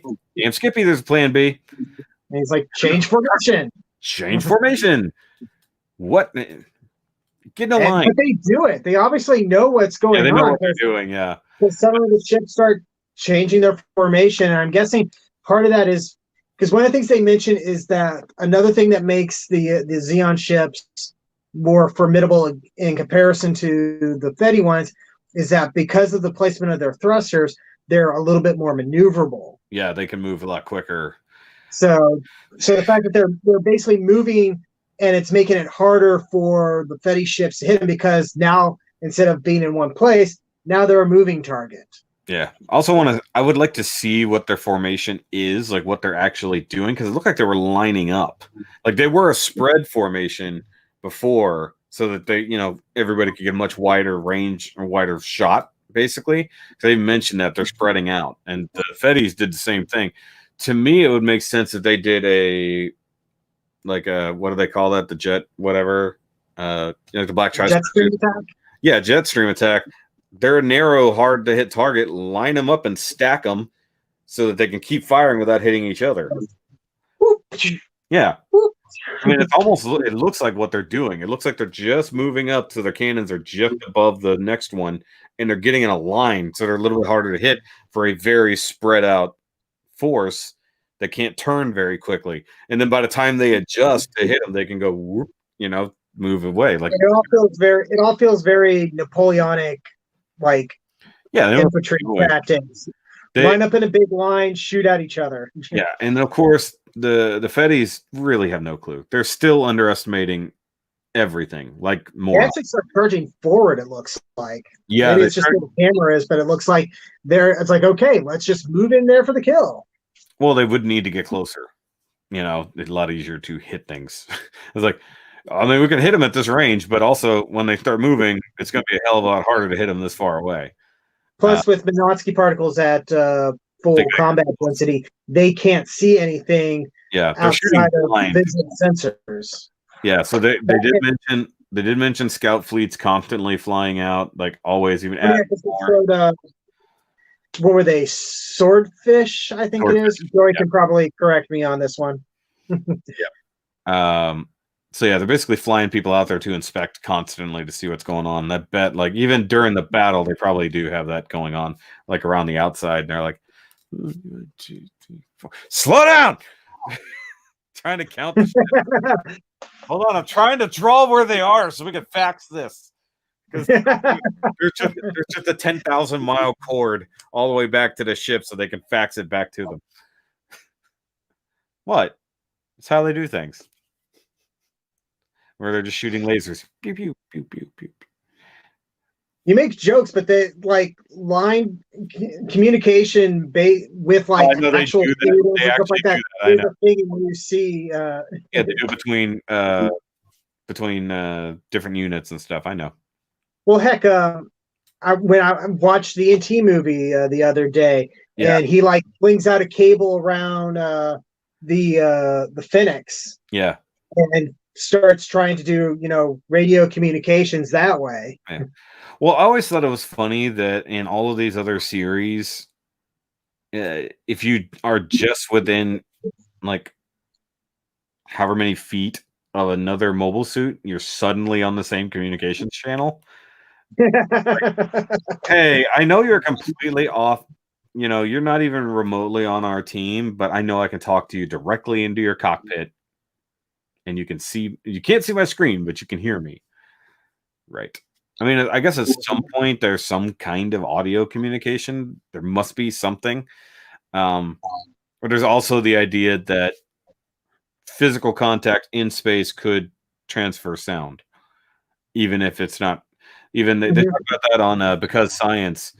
In theory, even in like spacesuits, if you're in a spacesuit, normal suit, floating in space, if you touch helmets with another person, they possibly could hear you talking. Because you see that a lot in sci-fi movies and stuff like that. In Gundam in particular, you see it too. Yeah, but in theory, that might work to some degree also with mobile suits if they're close enough. But I never understood that. They can talk to each other through the same wavelength, unless they're just on this big, open, ridiculous comm line, because the only way they're going to get some kind of communication through the particles. They're like, just all the high frequency we can put out. I don't care if it's on the same wavelength. I'll put out on every single frequency we can. Yeah, literally, broadband, just broadcast it. But yeah, the change formation. Yeah, cool. But basically, I believe what they're trying to do is Dozel's going to take on that fleet and beat them somehow, or at least knock them back. But the idea is to take out Revel's fleet from behind with all of the mobile suit trap, which is now being sprung because they've launched the Black Tri-Stars, and now Char is actually going out ahead of orders, and he's like, "No, I'm going." He's like, "But you guys follow me. I'm in command of this. command of this group, man." And they're like, "All right," like they didn't even argue. You're like, "Oh yeah, true." And he's like, "I'm going. He's like, "You follow me." I wrote the guy's name, Denham. So he's like, "Denham, lead everybody else behind me, but I'm going ahead." Part of me thinks like he knows that the Tri-Stars are just like trying to fuck him over, so he wants to get there first. That's what it seems like, because at this point it is a race. Because they're going, and they've already said beat him because we don't want him to win. It makes me think of the scene in Lord of the Rings where I think it's Gimli and Legolas are counting Kills, yeah. 11, 12, 13. Or kills drops the elephant thing. That still only counts as one. If 0083 is any indication, there's a broadband communication channel that is common, then private lines and frequencies. See, I figured this shit out without even knowing it. It's like I just know the shit behind it. I have no idea what they actually do. I love the idea of space trucker just passing within communication distance and picking up all the side comms. Just listening in. It's just like that sounds like a bunch of people dying and changes the channel. It's like Space FedEx comes by. Like, nope, I'm going this way now. Well, I feel like they wouldn't be battling in any space lanes because that would be inconvenient for everyone. Like they're like, we still have to have things going. So I think they like I said, I believe they're battling in certain places. I thought I plugged my battery. Just a sec. Look at the elbow. Look at the hand. There we go. There you go. But basically, Char goes, he flies away, and nothing happens. Okay, fine. He turns off all the fucking safeties and just goes for it. Or as I said, he hits the NOS button. Pretty much, because he flips all those switches, and it's like. I love that those are just like all the safeties. Like screw inertial dampeners, screw all the safeties on all the thrusters, and everything else I don't need. Off. Because he's turning everything off. He wasn't activating anything. He's just turning. Yeah, because you see the switches are glowing green, and then he pushes them down, and they turn, and the lights turn off. He went to red mode realistically as well. He went Trans Am kind of. Because as he zooms off, you still see all of his exhaust turns red. Yeah, switches from blue to red, which was awesome. Which of course is where we got also from the thumbnail. And potentially he becomes a red comet of sorts. But I love that. So he literally goes into hyperdrive or warp. Like I was like, I almost want to just cut that in with like an Enterprise, like chasing him. And just like shit zooming past him, like all the stars are stretched out. I'm like, okay, he's only going from like there to there. Like I know that's actually a good distance, but it's not light years. It's probably like 100,000 kilometers or something, and he's just got to go. And he got probably the fastest thing out there. Basically, got the fastest thing out there. And then he's just like, "Fuck!" But then, like, you can't. Fuck you. Okay, maybe I regret this. And then after a point, I think you see him smile. Space, oh no, the algorithm dictates my route. Have to go through that wall of explosions. It would do. It's like you actually just have one stop over there, and then you're like, emergency conditions. It's like, sorry, not going that way today. It's got a whole case. That's like that area has come down with a case of explosions. I'm not driving through that today. Would you say he switched to the turbo? No, I wouldn't. I would totally say it. But yeah, he's like, fuck this. Wait, he's like, no, I'm Char. Faster. I like the idea that he was psyching himself up right before that. He was really getting into the headspace. He had his eyes closed. He's like, like this holds on for dear life, and like the whole thing is like rattling. Like it's just so much. Like it's so unstable and fast. Just like, all right, we're going. And then I think he even flies past stuff. Like he's definitely flying past something because you can see like, you don't know what it is, but something's going past him. I thought it was like shots, or maybe it's ships. Who knows? Like I it's just didn't like notice that. It could just be debris or something like that, or yeah, something definitely. satellites. It's not stars for sure. It's not like that, but yeah, he hits the warp button basically. It's just like the I need to be over there button. But yeah, that's what they warned him about. You can't turn off the limiters. Those are for safety reasons. You're gonna die from the inertia. I was like, fuck it, I'll go. He's like, I'm sure. Good point. It's like I have no argument for that. It's like, I was like, how do I turn off the limiters again? Push these 17 buttons in this order. Can't you just make it one? Maybe a command, like a verbal command that I can make. The go faster button, ludicrous speed. He went plaid. Oh shit, he went plaid. Yeah. And just when you think something's gonna happen, into the episode. Yeah. As he's like that close to the battlefield. Cliffhanger. So, yeah. Cliffhanger. Gee, I wonder what's gonna happen. Tea party. I think there'll be a lot of explosions. I think there'll be a lot of blue ships in chunks. And I think the Federation will suddenly realize mobile suits are probably important. Just taking a guess. Then they're probably going to want to get a couple. I think we might need one. It's probably as good as the red thing. It's like, can we get a red one? We're all out of red. What do you got? White? Do it. I mean, we got a little red. It's like, well, okay, wait, we got some red, but like we got like this one can, and we got this one can of it. Yeah, we can put it on the crotch. Why would you put it on the crotch? Oh, we got some waist? Blue. It's not as much on the waist. Yeah. Next episode on Two Shark. Look, the sponsors want these brighter colors on it. Got to have some yellow. Why? Primary colors. Why? Because? All right, good. That's good enough. Okay, we got a third one. You can make it whatever boring color scheme you want. We're going to stick with our exciting one. Can we go with kind of a blackish gray, some kind of tannish color, and then some red accents? Can we do? No, I don't know what I got. How about a light purple, some gray, and some kind of blues in there? No, I don't think that's going to work either. Green. Some green with the white. Give it a big gun. That'll work. Do that. Because the crotch matters, of course.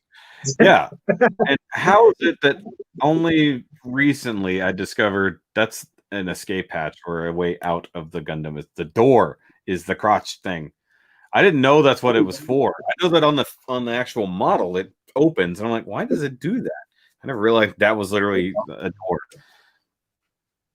So, because he can't come out, like sometimes he can come out right there where the cockpit is, but that's actually a door, sort of, or an access. I don't even remember where I saw that, but I know it was a thing.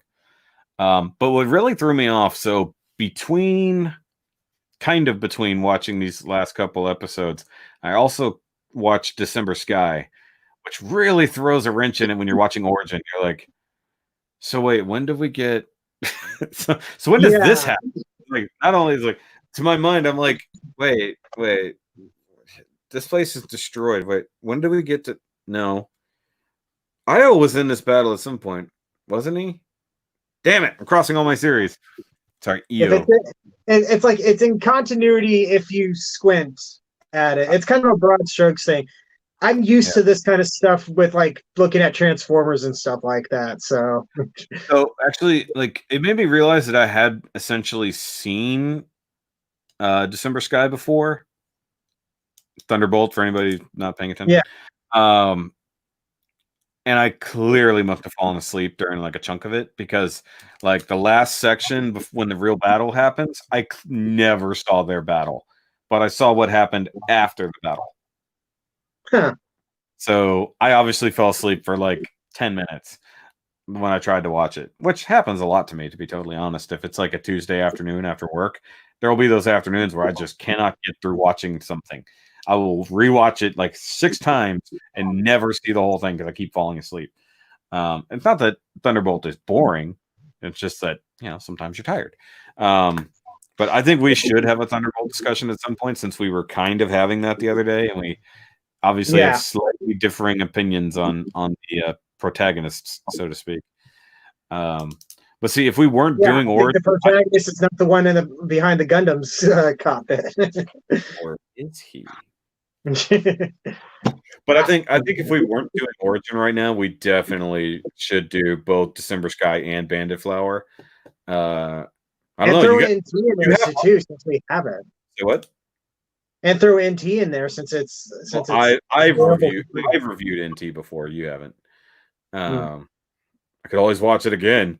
But no, maybe since you have all this free time, we could do that as extra. We'll see. I have free time, but I also got stuff that I'm supposed to be working on. So I know that, but I mean, like one of these situations. It doesn't have to be like a 2-hour-long deal either, because like it's funny that we discuss a 22-minute episode for 2 hours. It's like we watch like an hour-and-a-half movie, we're done in 15 minutes. It's like a story, and it's like some character death and some things explode. But that the whole idea of what happens in Thunderbolt is crazy in the first place. But I do like their explanation for why there's other Gundams. They're like, well, we realized that the Gundam was that badass in the field, and we really needed to help out different sections, so they started building different versions of the Gundam, like different RX-58s, which we know essentially happens in regular timeline anyways. But just the idea that version of the full armor was just like, oh yeah, we made this really badass one, and we sent it to a sector way the hell over there and told nobody. Imagine if Amuro got the full armor as regular grandpa. It's just like prior to getting like the new or anything like that, if he got that, it would have been kind of funny. And it's not even set up for new types. Obviously the whole concept in Thunderbolt of the psycho system that they create for that particular Zaku was pretty awesome. So we can talk about that another day, but we're actually not that late right now. We did pretty decently. Yeah. You say talk about a 30-minute thing in 2 hours, but it's actually only been an hour and a half roughly. Well, we also didn't have to waste like the first 40 minutes talking about nothing and then start. I think the main thing to take away from Thunderbolt is that there are no good guys, bad guys. Only people are choices. Shut up. I don't have anything to talk about if you prove all your points, Jerry. Also, guys, I meant to make a post about this and I forgot, so I'll just go ahead and say it for anybody who's watching. The grand prize for the MS100, I almost said balls for balls, MS100 contest is on its way. It should be here on Tuesday. So that is the new Faz Ver-Ka, and Mr. Jerry Leal actually has donated a prize as well. I don't know when that will be to me, so hopefully sometime in a decent amount of time. So thanks to everybody who is offering to donate prizes for the contest. I'm still planning on purchasing as much as I can afford. But if you can help out by purchasing a prize and sending it our way, that would actually be great. Or if you have something good that you can donate, like the one guy who has like basically all the IBO 1-100 kits, stuff like that. Just send me a message via the Facebook. It's usually the easiest way to get a hold of me. I know some people hit me up via Instagram. I'm like, go to Facebook. It's way faster. I guess not everybody has that, but it is what it is. Gonna get it out to you pretty soon. Just got to find a box to send it in. It's all good. I know how that goes. Actually, I'm holding on to all my boxes that I'm getting right now so that when I have to ship stuff out, I'll have it. But at least when the Faz comes in, if I do have to ship it, I already have the box to ship it in. Sounds like a plan to me. And the funny thing is, like, I didn't even get like a shipping notification or anything. I just randomly checked. Like, I just went to the website. I was like, hey, I wonder what the status is on the fast. So I went to the website. It's like shipped. It'll be there Tuesday. I was like, and I go back through my emails. Nothing. Planet. I'm like, that's weird. Normally they send the shipping notification, and then I got the email saying that here's all our new stuff in stock, including the fast. I'm like, oh great. But yeah, we'll figure some stuff out. Prizes will happen. Easy come, easy go. Yes. So it's all good. Still want to get that done. I feel bad that we couldn't have all the prizes lined up right off the bat. We'll make it happen. This contest will happen. So, guys, of course, spread the word about the MS100. I'm starting to find people who've never heard of it yet in different Facebook groups. So, if you can, spread the link, spread the video, do whatever you want. Direct them my way if you think they'd be interested. So, we need to get as many people in as we can. Mine is here. I just have to go get it. So, apparently, Eric's build is there, and he just has to go get it. I did come up with a color scheme for the Justa build. I wasn't going to paint it, but then I thought about it. It's like, I kind of want to. Ooh. But it probably won't get painted in time for the review. It'll probably be a end of the contest type paint job. Since I've managed it last year with Balls for Balls, I did the ball and cup build for that. But I've also never technically finished my Lupus for Lupus. Yeah, I never did the paint job, which I guess I don't have all the colors I need. I do some of them. I'm shooting for that hotshot class. Good. I want some hotshot people. But like I don't want to say I complain. There's been plenty of response so far, but then like there's people who are gonna do like 3 or 4 entries. I'm just like, cool. Like, I don't know why you're going that hard, but cool. It's like I can't wait to see it. And I don't mean together, like doing like different classes. Like I want to see one person go for every class just for the hell of it. Like, all right, I'm gonna do out the box, beginner, intermediate, and advanced, just for the hell of it.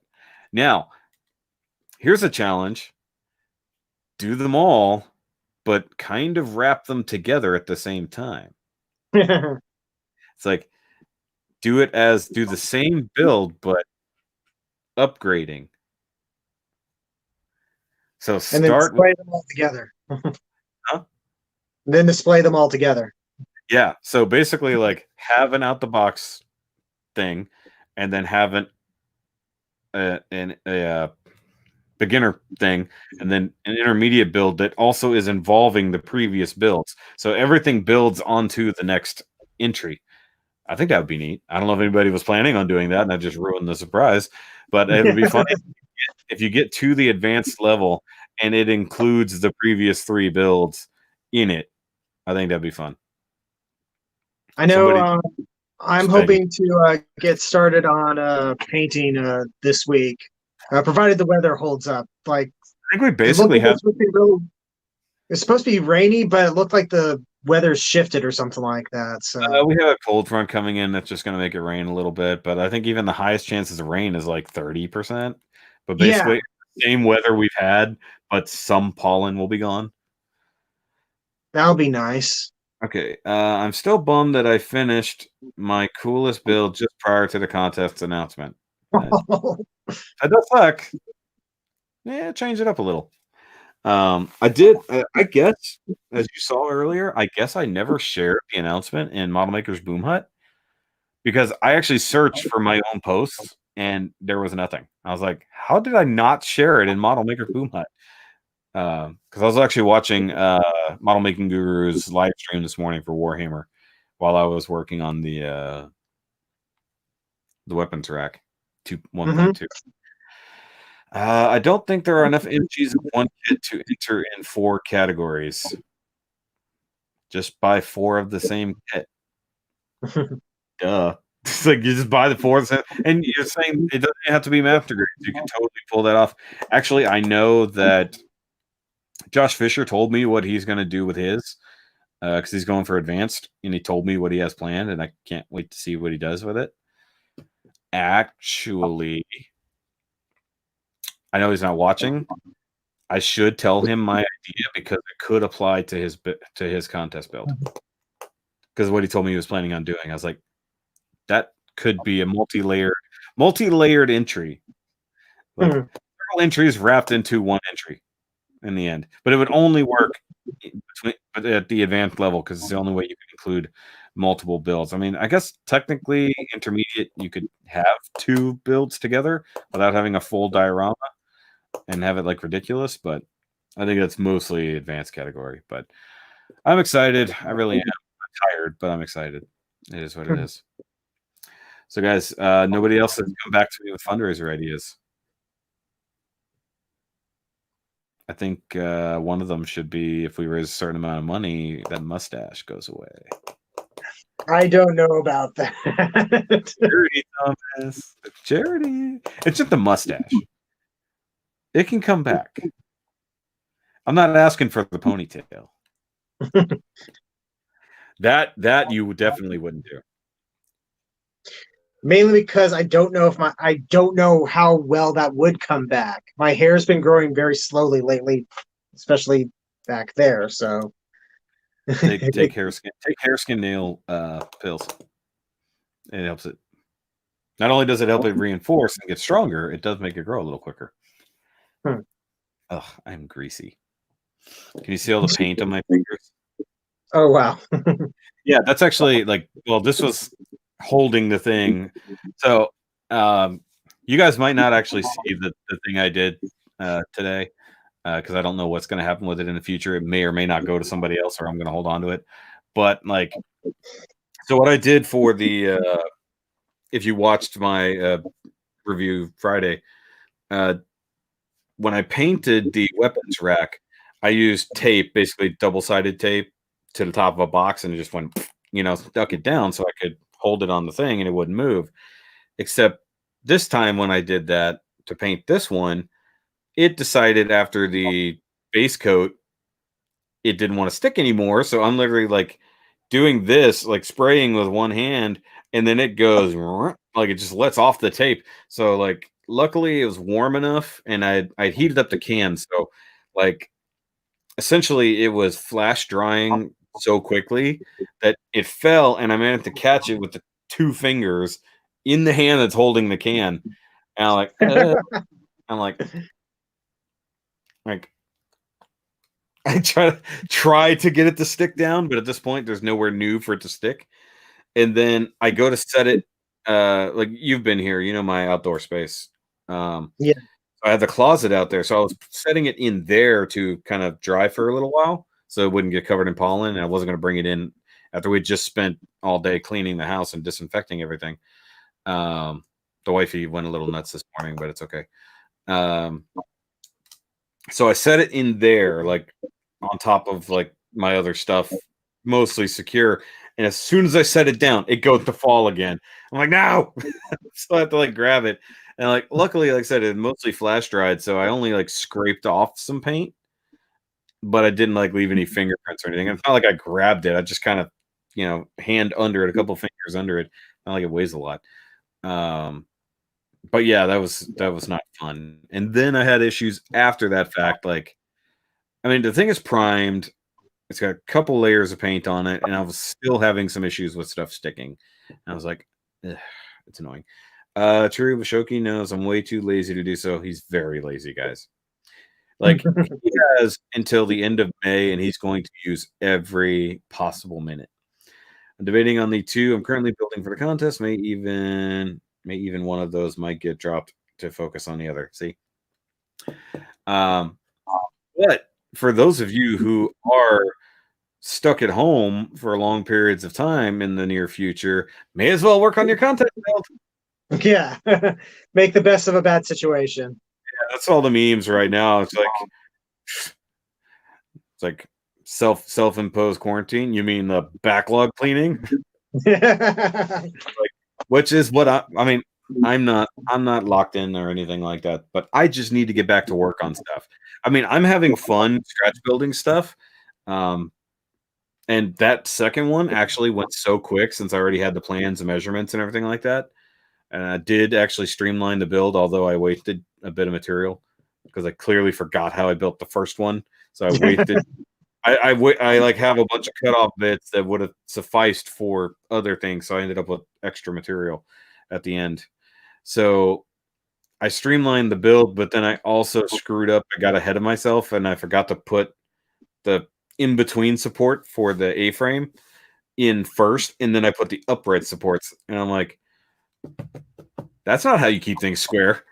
I was like, okay, I got to make this work the hard way. So it would have gone even quicker, but I've gotten good at building them. So if anybody wants a weapons rack for their NECA foot soldiers, hit me up. I can do them pretty quickly now. I might not paint it though. Hey, at least you know I'm an honest man and a builder. I won't bite off more than I can chew. Well, you'll plan more than you can get done. That's for sure. But I know with me, I'm probably gonna go ahead and pay into the highest end with the idea that maybe I'll at the very least I'm just gonna be advanced or something like that, or intermediate, and then maybe I'll stumble into advanced or something. Well, figure out what I'm. Well, because I have ideas, but it kind of depends on how I feel about it and how much time I have. So my build may not be advanced. There's still plenty of time, but get within your realm of doability. Yeah. Excuse me. Pickles. I'm drinking water, mind you. I needed to hydrate. I got very dehydrated at work yesterday. Because it's so freaking. It wasn't even hot. It's just the fact that it's like 65 and humid, and like just sweating constantly for like. And my day was like stupid long. I didn't get a chance to cover that, but like, normally my Saturdays are under 6 hours, which is it's long, but you know I'm usually off work a little after my 5-hour energy has kicked off, and I can get home, get some food in me, get some energy back.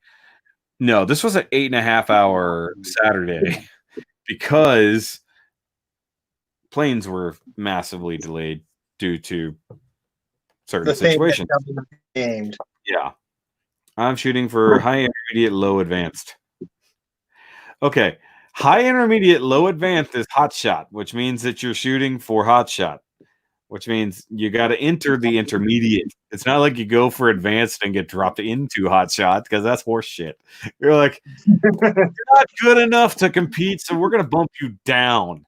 Like, it's one thing to be bumped up and consider that a compliment. To be bumped down, you're like, no, I'm sorry. You need to go for hot shot because you're not good enough to really technically be in advanced.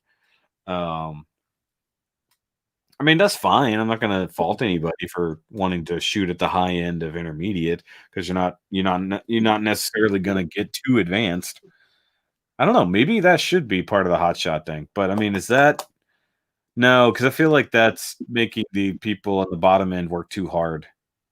It's like, is a lazy advanced builder it would technically be higher than the hardest working intermediate builder, right?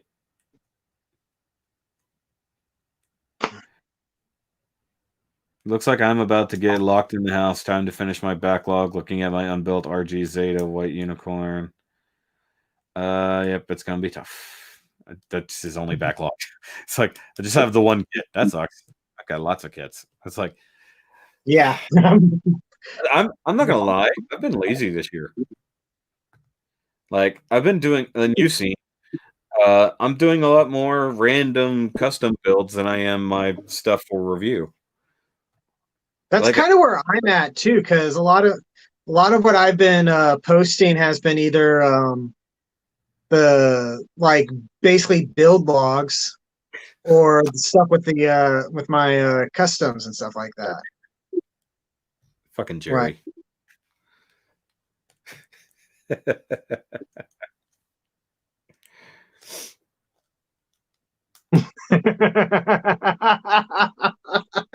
Bravo for remembering a joke from like 3 episodes ago. Yeah. It's like, where did all the dirt go? Okay, you can do that, but you have to have a guy standing next to it who's kicking the dirt out of his foot. These 10,000 tons of Brazilian dirt and bedrock. Because remember, they're below the bedrock. They're 1,000 meters below bedrock. Sure. But I don't know. I mean, that Jabra base has to be really deep to be building ships that large and being able to launch them. Yeah. So, I mean, not that I don't believe that it's huge, but Jesus Christ. Like, you cannot dig that deep into the earth that big and not have that dirt go somewhere. Like, I guess, yes, launching it into space to help build up the inside of colonies kind of makes sense. I guess. Question mark. But to me, it would always make sense for their ground to be, for their earth to be pretty shallow, planting trees and whatnot. But then everything else be built up synthetically so that you're not wasting and filling dirt. But maybe that's just me. I'm glad the contest is making me do the biggest box in my backlog, even if I'm being lazy about it. Yep. Oh, he tried to go for something he almost had built already because he didn't want to buy a new kit. I'm sorry, something he already had. And I'm not saying for anybody who wants to know, you don't have to go buy a brand new kit for the contest. You don't have to. If it's in your backlog, fine. It could also be anything that you've already built as long as you're going to change it up. You just can't enter the beginner with or out of the box with something that's already built. You know. Oh, I have more than that. It's just RG Zeta is notorious, you know. I've seen some reviews. Yeah. As far as I'm concerned, RGs are a pain in the ass regardless, from what I've heard. I've heard the RG Zeta in particular is a nasty piece of work. I don't think anybody's ever said anything good about a Zeta kit. Like, it's like, I feel like, okay, so I got the HG Zeta not revive. You know, and everybody's like, yeah, that thing is all this and that and the other. And I'm like, okay, but I thought there were good things about this. Well, and then of course the RG, it's a plastic grenade. The MG, it just falls apart. It's hard as hell to transform, or it's just a floppy mess. I was just like, is there any good way to do the Zeta that people aren't going to bitch about? If there is, I don't know. I'm just asking the question. I guess the PG, right? It's an actual Transformer toy. I mean, is there a PG or is it a mega size? Like, there's a yeah, big, there's a perfect grade. I think people like that one, but it's an probably the only one that can do it properly, right? It's the only one that transforms properly, more than likely. I don't have a Zeta that's positive, right? Oh, I have one now. Everybody, let's see. Hold on. It says my style would be a straight build with parts from multiple non-mass retail, no custom work, just part swapping. Okay, that would technically. Wait, what? That sounds like kit bashing. It's kit bashing, so that puts you in intermediate. Can't do that at the lower levels. But I mean, if you're gonna do a straight or clean straight build, part swap, and make it look good, fine. I'm okay with that. Yeah. 2.0 Zeta MG is awesome. See, other people told me it's shit. So I mean, like, what do you do? What do you go by? Like, what is the gold standard for this kid is good? Like, whatever you say. I guess because I'm the only honest one about anything. Oh, did I tell you? Okay, so for a lot of you guys, you're probably still new-ish to my channel. Some of you have been around for a while. So my most notorious review that I had to shut off comments on is the new F91 2.0 review because I had just problems the whole time. Now, I didn't build it. I was reviewing one that my buddy built, and he brought to me to review. It had a shit ton of problems, and I told all the problems out there, and I said, look, I don't like it. And the thumbnail still says, I hate it. Mm-hmm. Okay, so I get just harangued in the comments, basically telling me I need to go die. This is the best kit ever. You're a fucking moron. Also, you can't review something you built and be honest about it. I'm like, actually, that's way easier to be objective about the kit because I didn't build it. And of course, I made a rebuttal for that, and I did a lot of repairs to it. Once again, not my kit, and I actually did repairs to it, and I found some positives in there. However, I'm watching Sim build this kit brand new at the last build meet, not the one that was supposed to be yesterday that I didn't go to, but the one before that. He started on it. I told him out of the thing, I'm like, look, these are the problems I had.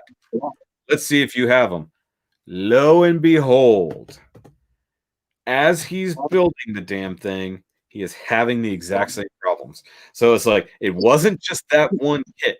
Even a slightly above average builder is building the kit and having the exact same problems. So screw all y'all who said it was a perfect kit. There's nothing wrong with it. It's like, if people weren't being honest in the reviews and just saying what people wanted to hear, those are the reviewers you need to not trust. And I'm just going to be honest about that.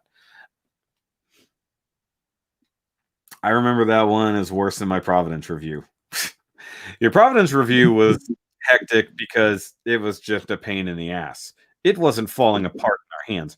Plus, that was a limited review because it's a painted one. You don't really do all the stuff. We're just kind of showing it off. RG Justice is a great build. I have the deactivated version. Oh, just rub that in. I just don't like the Zeta, so I never bothered with it. I got no problem with the Zeta. I've just never built one until now. The real Zeta. I built the A Zeta. As much time as I spend watching reviews, my opinion trumps everything. Read my experience trumps. I know what you mean, but that is what I tell people, even in my reviews. You don't take my word as gospel. Experience for yourself. And if you have the same experience I had, then you'll understand my feelings. If you have a different experience, you're not going to understand my feelings. But don't basically tell me to go kill myself because my opinion is different from everyone else's. And that's not even a joke. Someone has told me to go kill myself because of my reviews. And it's not like I attack things, you know. I can't have an opinion until I build it, and I agree. Now, I can form an opinion based on the thing in front of me.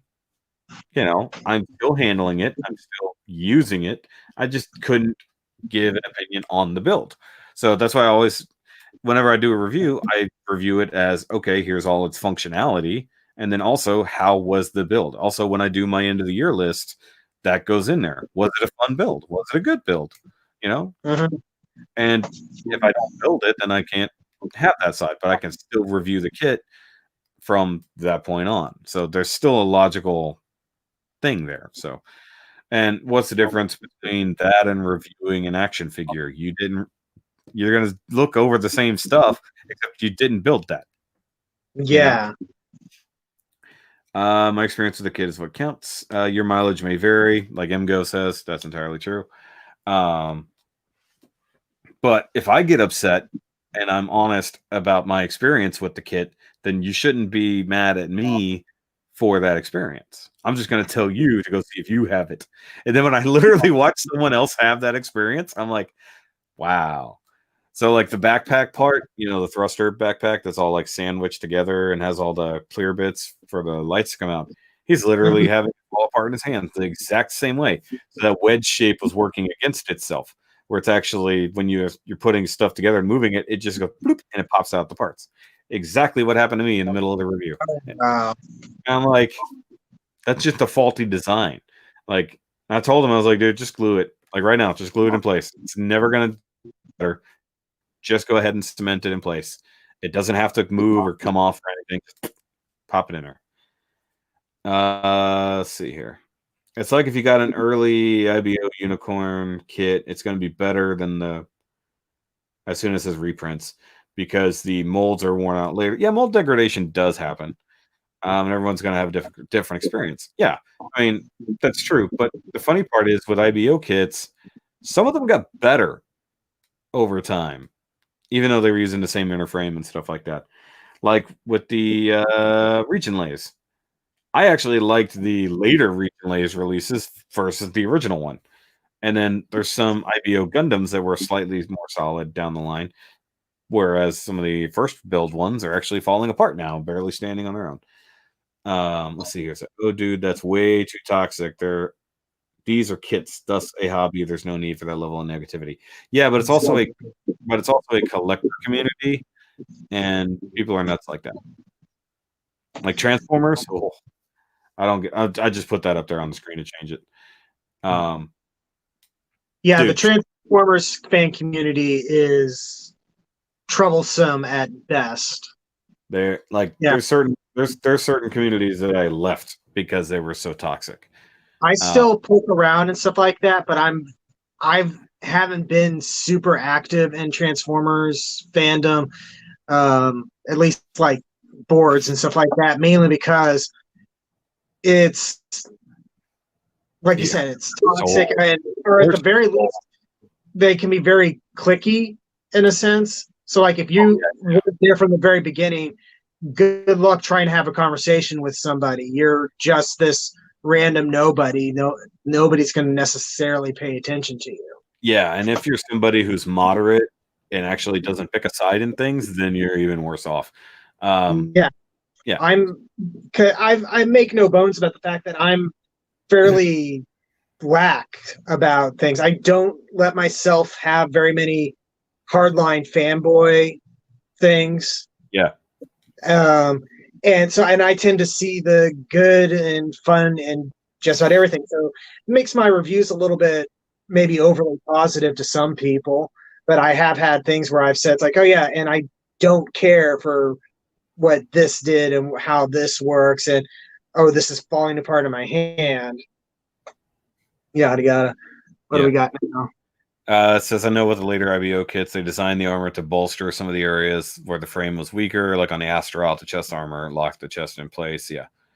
The funny thing is, it's usually the legs and hips that are giving out on mine, or the shoulder joints, just because they're like, it's like the way they're designed, they just end up sagging on each other. Hey, baby, going to bed? Okay. Don't push. Oh, she pushed the button. So, that's okay. So, if you watched my DIY video from the lighting the other week, I didn't finish the whole thing, and I did mount the remote on the wall by my light switch. So, like, she can turn the lights on whenever she wants. She's sitting there playing with the dimmers. Quit it. Quit it. And now she's doing this to mess with you. Hey, you're gonna break it. I know you're gonna break it. I'm gonna be upset at you. No. This is what I live with, guys. I do love you, but still, pain in my butt. Tell everybody I said hi. She says hi, everybody. Hi. Thomas says hi. Hey, Thomas. He's gonna be off. He's gonna be off for another week. Nice Thomas or weird Thomas? Why would I be talking to the other one? Oh. And also, he doesn't get to have his name anymore. He's just T. And also, why would weird be the designation point there? They're both weird. Oh. Yeah, it's not a very good descriptor in this case. Nice. The nice one. Right. Go to bed. You're ambient high. Go to bed, you dork. Love you. Watch your step. I'm gonna listen to some music. Okay.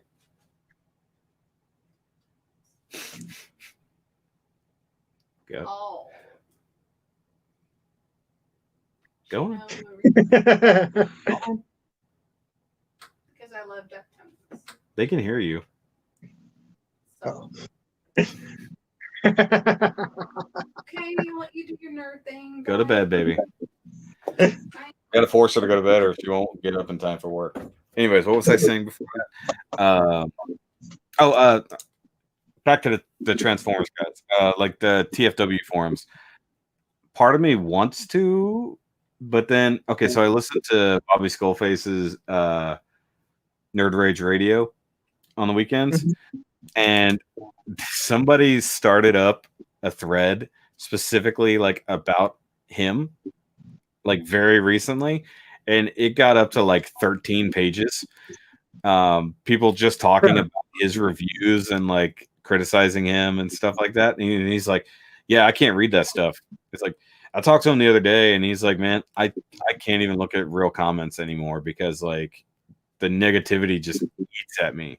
And he's talking about like he'll scan for the good ones, and especially if there's people he knows, like myself and other people who comment, usually positive things. He'll go through those things, but like if he gets any that are flagged, like I'll go through my flagged comments to make sure there's nothing that needs to be up there, and he won't do that. He just can't. Not that he can't take criticism, he can't take the negativity in that community. It just eats at him, and it's the same thing for me. That's why I left even some gunpla communities. Yeah. Because it was there. Sorry, those things were. Where are we? Reviewer like Mecha Kutsu said that his out of the box MG007 swords can't hold its big Buster sword in good poses, even with it two hands. Meanwhile, I never had that problem with mine. I mean, I knew mine could, I just wasn't going to. It's like, because it's a struggle. Like, just hold the sword. Just hold it. With your stupid little. Please hold the sword. As much as I love 00, those hands are so stupid. Divisive arguments are antithetical. I hate that word. Is so hard. It's easy to say, hard to read. Antithetical to social groups.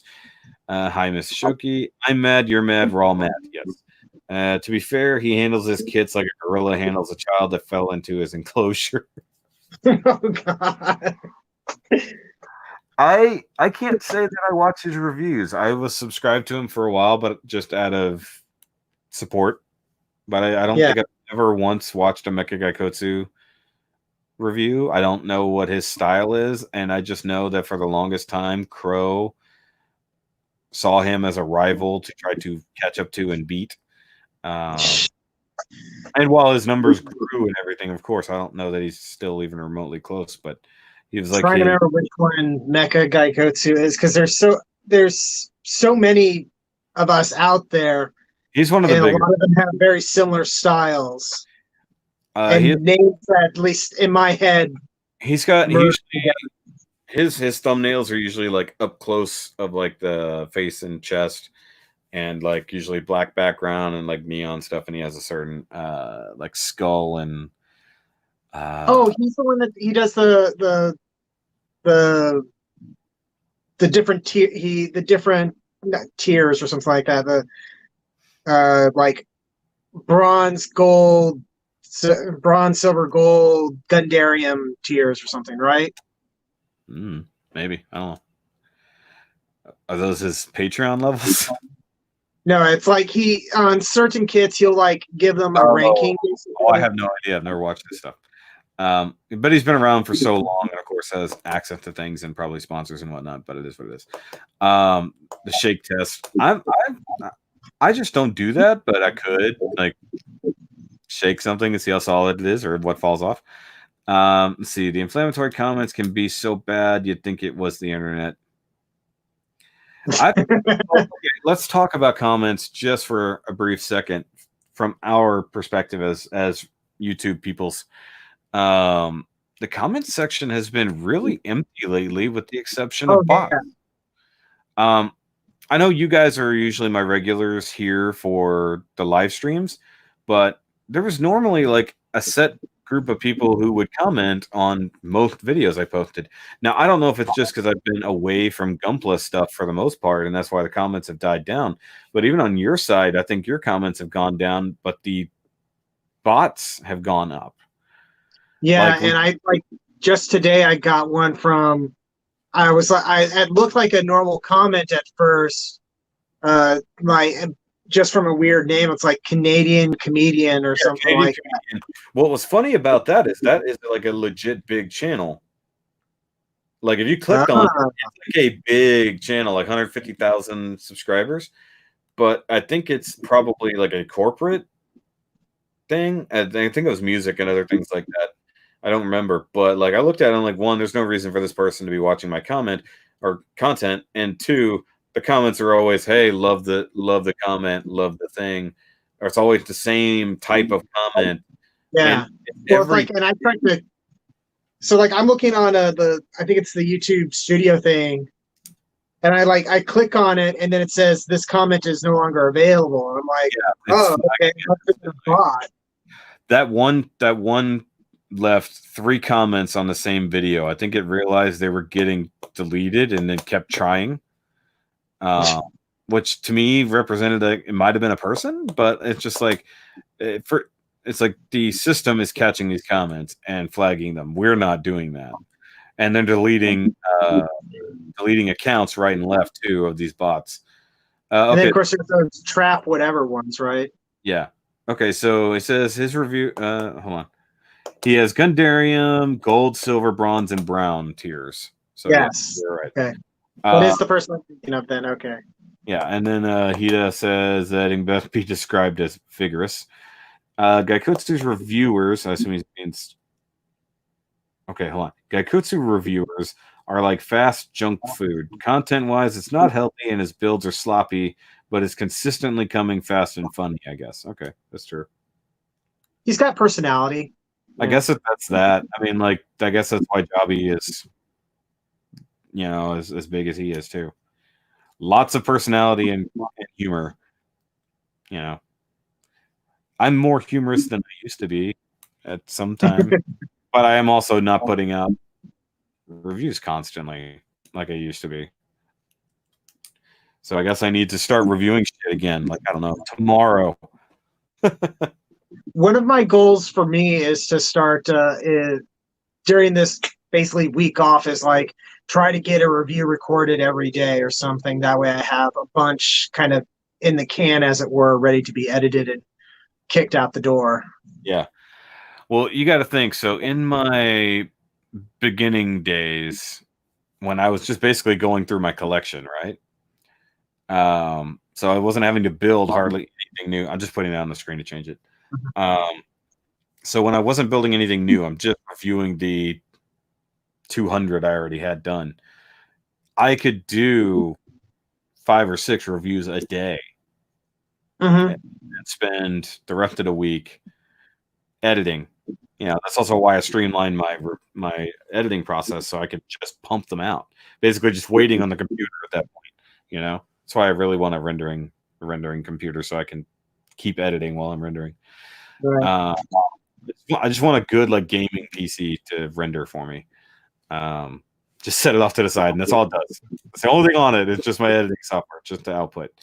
But yeah, no. When you have a ton of stuff you can do quickly, yeah.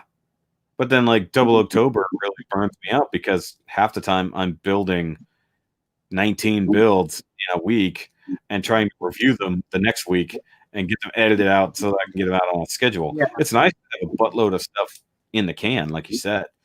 That's what I'm trying to do with these Transformer reviews from the stuff I borrowed from you. So I'm trying to get ahead on those, get like a couple weeks deep. That's one thing that was nice about the Devastator stuff because those were in the can and I just set them on autopilot and just don't even have to do it. But all the other content I'm doing right now is all fresh. Like it's usually going out the next day. If not the same day, if I get done quick enough. But I just got to get back at it. Like that's the problem. I've gotten lazy or I've got distracted, and I got to get back to new build. It used to be I could lean on like unboxings because those were easy to film, easy to edit. Because usually there's only like 1 or 2 cuts in there, and it makes it it's super easy to do. But nobody really cares about them outside of like master grade stuff. So I pretty much had to stop that because it was, I mean, if nobody's watching it and it's messing with my view counts and the algorithm gets grumpy at me or something like that, there's not a whole lot of point to doing it. Yeah, I guess. Other than my own laziness, and that's not a particularly good reason, right? Yes, that's very much not the good reason. I mean, the funny thing is, like, I've been working on stuff. I just haven't been working on videos. And of course, I kind of think, oh, man, I do have to do those things. And I know that the main reason the numbers are dropping lately is because I'm not putting out any Gunpla content. But like I said, I'm going to get back at it. I intended to start Digested today. I just didn't get into it. And then we had to clean. There's too many distractions. That's what's going to be nice about tomorrow. Way less distractions. Basically have nothing better to do than build Gunpla. And review the one that I do have done, which would have been nice to have done for tomorrow, but oh well, it is what it is. Okay, so Hida said that right there. He doesn't clean up his nubs, does quick builds, to get them done. I mean, like even Zach does like super fast builds. Even Charlie 426 does really fast builds. But their quality seems to be a little bit better than I've seen for some of things. And I'm still kind of pissy that I got my Flame Toys Prime build and review done before Mecha Gaikotsu's. Not to mention, I put in all the effort of painting it and all that stuff. Flame Toys shared his review where it looks like ass. Great build. I'm like, that's what you want representing your company? I was like, I get that the numbers are there, but mine was out first and looks better. Like, this is a better representation of your thing. It's like, it doesn't make sense. If you want to watch ball to the walls funny reviews, I'll just go with Jobby. I'm not into Jobby's humor. They got nothing against the guy. He's the one that has like a Godzilla icon or something like that. He's like a derpy Godzilla. Yeah. Yeah, I think I've tried to watch a couple of his things, and his humor just doesn't. Yeah, this doesn't vibe. You and I are very similar taste. I mean, we're we're both very similar in general because we're only like days apart on the spectrum. But yeah, no, it's like it's not that he's not funny; it's just not my sensitivities. Yeah, and I can understand. I could see why people would enjoy that kind of stuff. Just not my thing. Yeah, you say that, Joey, but they don't even represent their own thing on their box. They show all the painted builds. You can't get the product they represent themselves by building it straight out of the box. That's why it's bullshit. They give you fake hope. At least when Bandai does it, they're like, yeah, it basically should look like this. Even if you put the stickers on there, it's going to be really close. Flame Toys kits do not look like what the box shows you at all out of the box. And that's why it's bullshit. They're like, I can literally make it look exactly like it does in the box, and they're like going to show a bare plastic shitty build of it. It's like, yeah, look, this is it. That's not what you actually represent your kit to be. So that's why it's unfair. What's up? You keep looking. Oh, well, first I thought I heard a move behind me, and then for some reason, Combiner Wars Skylinks keeps grabbing my attention, and I don't know why. Well, I thought you meant I was like doing something. Let's see. Unboxes are fun. No, squirrel. Unboxes are fun too. My particular focus is when runners get reused. That thing's scrolling up. Can't see. Get reused. Fish for spare parts. Yeah. I don't mind doing unboxings, except I keep most of them to the Patreon. Yeah, and I don't have a Patreon for at least for this. I have a Patreon for my comic, but there's like 3 people on that. Pro modelers doing that work. Yeah, but it's still to the point. Like, if I'm going to actually take pride in my build and actually try to represent the product to my mind, like, I want it to look as good as it does on the box, because this is what I was advertised. It's like, this is what they say it should look like all across the board. And it's like, but it's like, it's crap otherwise. It's like, that's the funny part. It's like, okay, I'll straight build it, and then I will represent it at the crap that it is. And it's like, no, that's not what I'm going to do. Jobby is one not just with Godzilla mascot and Godzilla logo, but closer to Godzilla fetish. That's entirely true.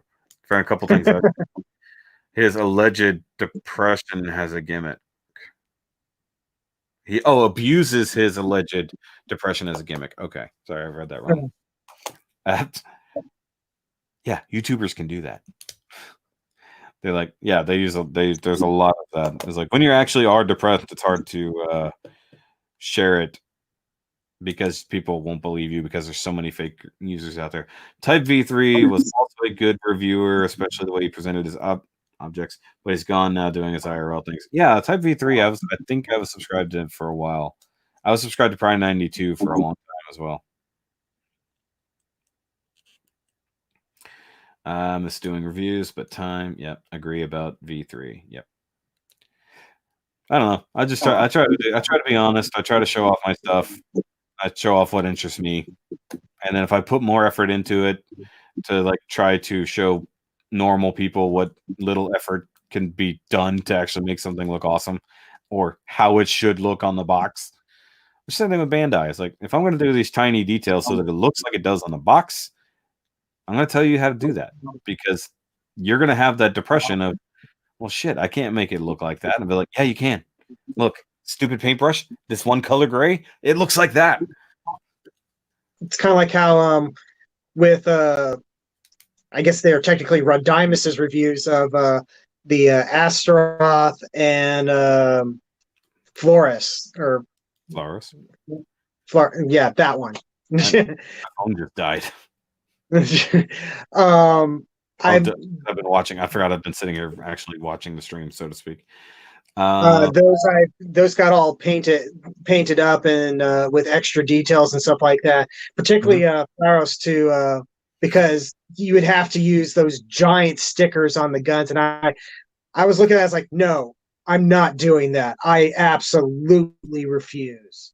Yeah. I went out and bought pink spray paint, and I was like, okay, if I'm painting these parts, I'm gonna have to paint everything so that all the colors match. Yeah. But that's a sacrifice I'm willing to make because I'm not using those damn stickers. But you'll never get the attention of Bandai that way if you don't do it exactly how it looks out of the box. I wouldn't say It would be abusing. interesting if Bandai latched onto a Rodimus review. Yeah. Okay, so Jerry says, I don't know. I wouldn't say it's abusing depression. He just knows that the majority of his viewers joke about depression regularly. It's just like more catering to the audience. He's still using it to his not ability, using it to his benefit. Jobby is no longer depressed now, though. He's always cheery. I say alleged, and I have no business judging whether he is or not, but he pokes fun about it an awful lot. Well, yeah, if you're depressed, you generally laugh about it more than actually do anything about it half the time.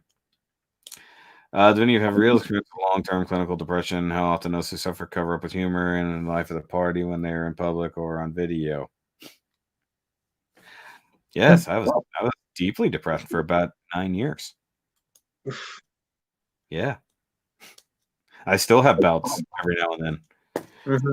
Like every now and then, I definitely I'll have a spiral. I definitely spiral out, and I have to find something to distract me, or I end up wanting to do bad things. So depression is not a joke, and really should not be used to. I don't want to say attract attention to yourself, but yeah, no, using humor to mask it is generally the main coping mechanism of a person who's truly depressed. Yeah, it's like I do. Yes, Joey, I know you're criticizing other people who are talking about it, but no, it's true. I mean, I didn't know that he was depressed, but then again, I don't watch his stuff. But there's a reason that a lot of us do what we do here on the tubes. I just realized how crooked my camera is. What is happening? I'm sitting here. I'm actually leaning because I thought I was crooked. No, the camera. I was like, I've been leaning over to make myself level. On a lighter note, I got to go to bed. Yeah, fine. Go. Just anyway, guys, thanks for hanging out. We're gonna go. I'm gonna go to bed. Remember that time I said we're gonna go to bed, and I'm like, no. I don't mean us. I mean he's gonna. Bye. It's like not what I meant. Either way, come back. Make sure you do the subscribe thing to the Rodimus channel. Link is always in the description down below. Check out the MS100 contest. Go watch all the crap on our channels. Please watch the video that's going live on his channel tomorrow because I worked hard on it. By that I mean I worked hard that day so that he could video it. And it's now. I hope you're documenting some of the progress you're making post video. I did a little bit of an addendum on this one, and I haven't done anything yet to really worth documenting. So we'll see. That's fine. And by the way, I did. We were watching Hoarders like all this morning, and I'm like, oh god, it's like I'm having flashbacks. It's like I'm having flashbacks of being in the closet. And it's like no. Okay, anyways, see you guys later. Remember, as always, to keep on nerding, to keep on building, and let's keep building this shelf space together. I'll see you the next day. My shelf space. Next time I'll show off the thing that you gave me that I keep forgetting to show off. Cool. All right. Bye, guys. Good night. Hope everyone.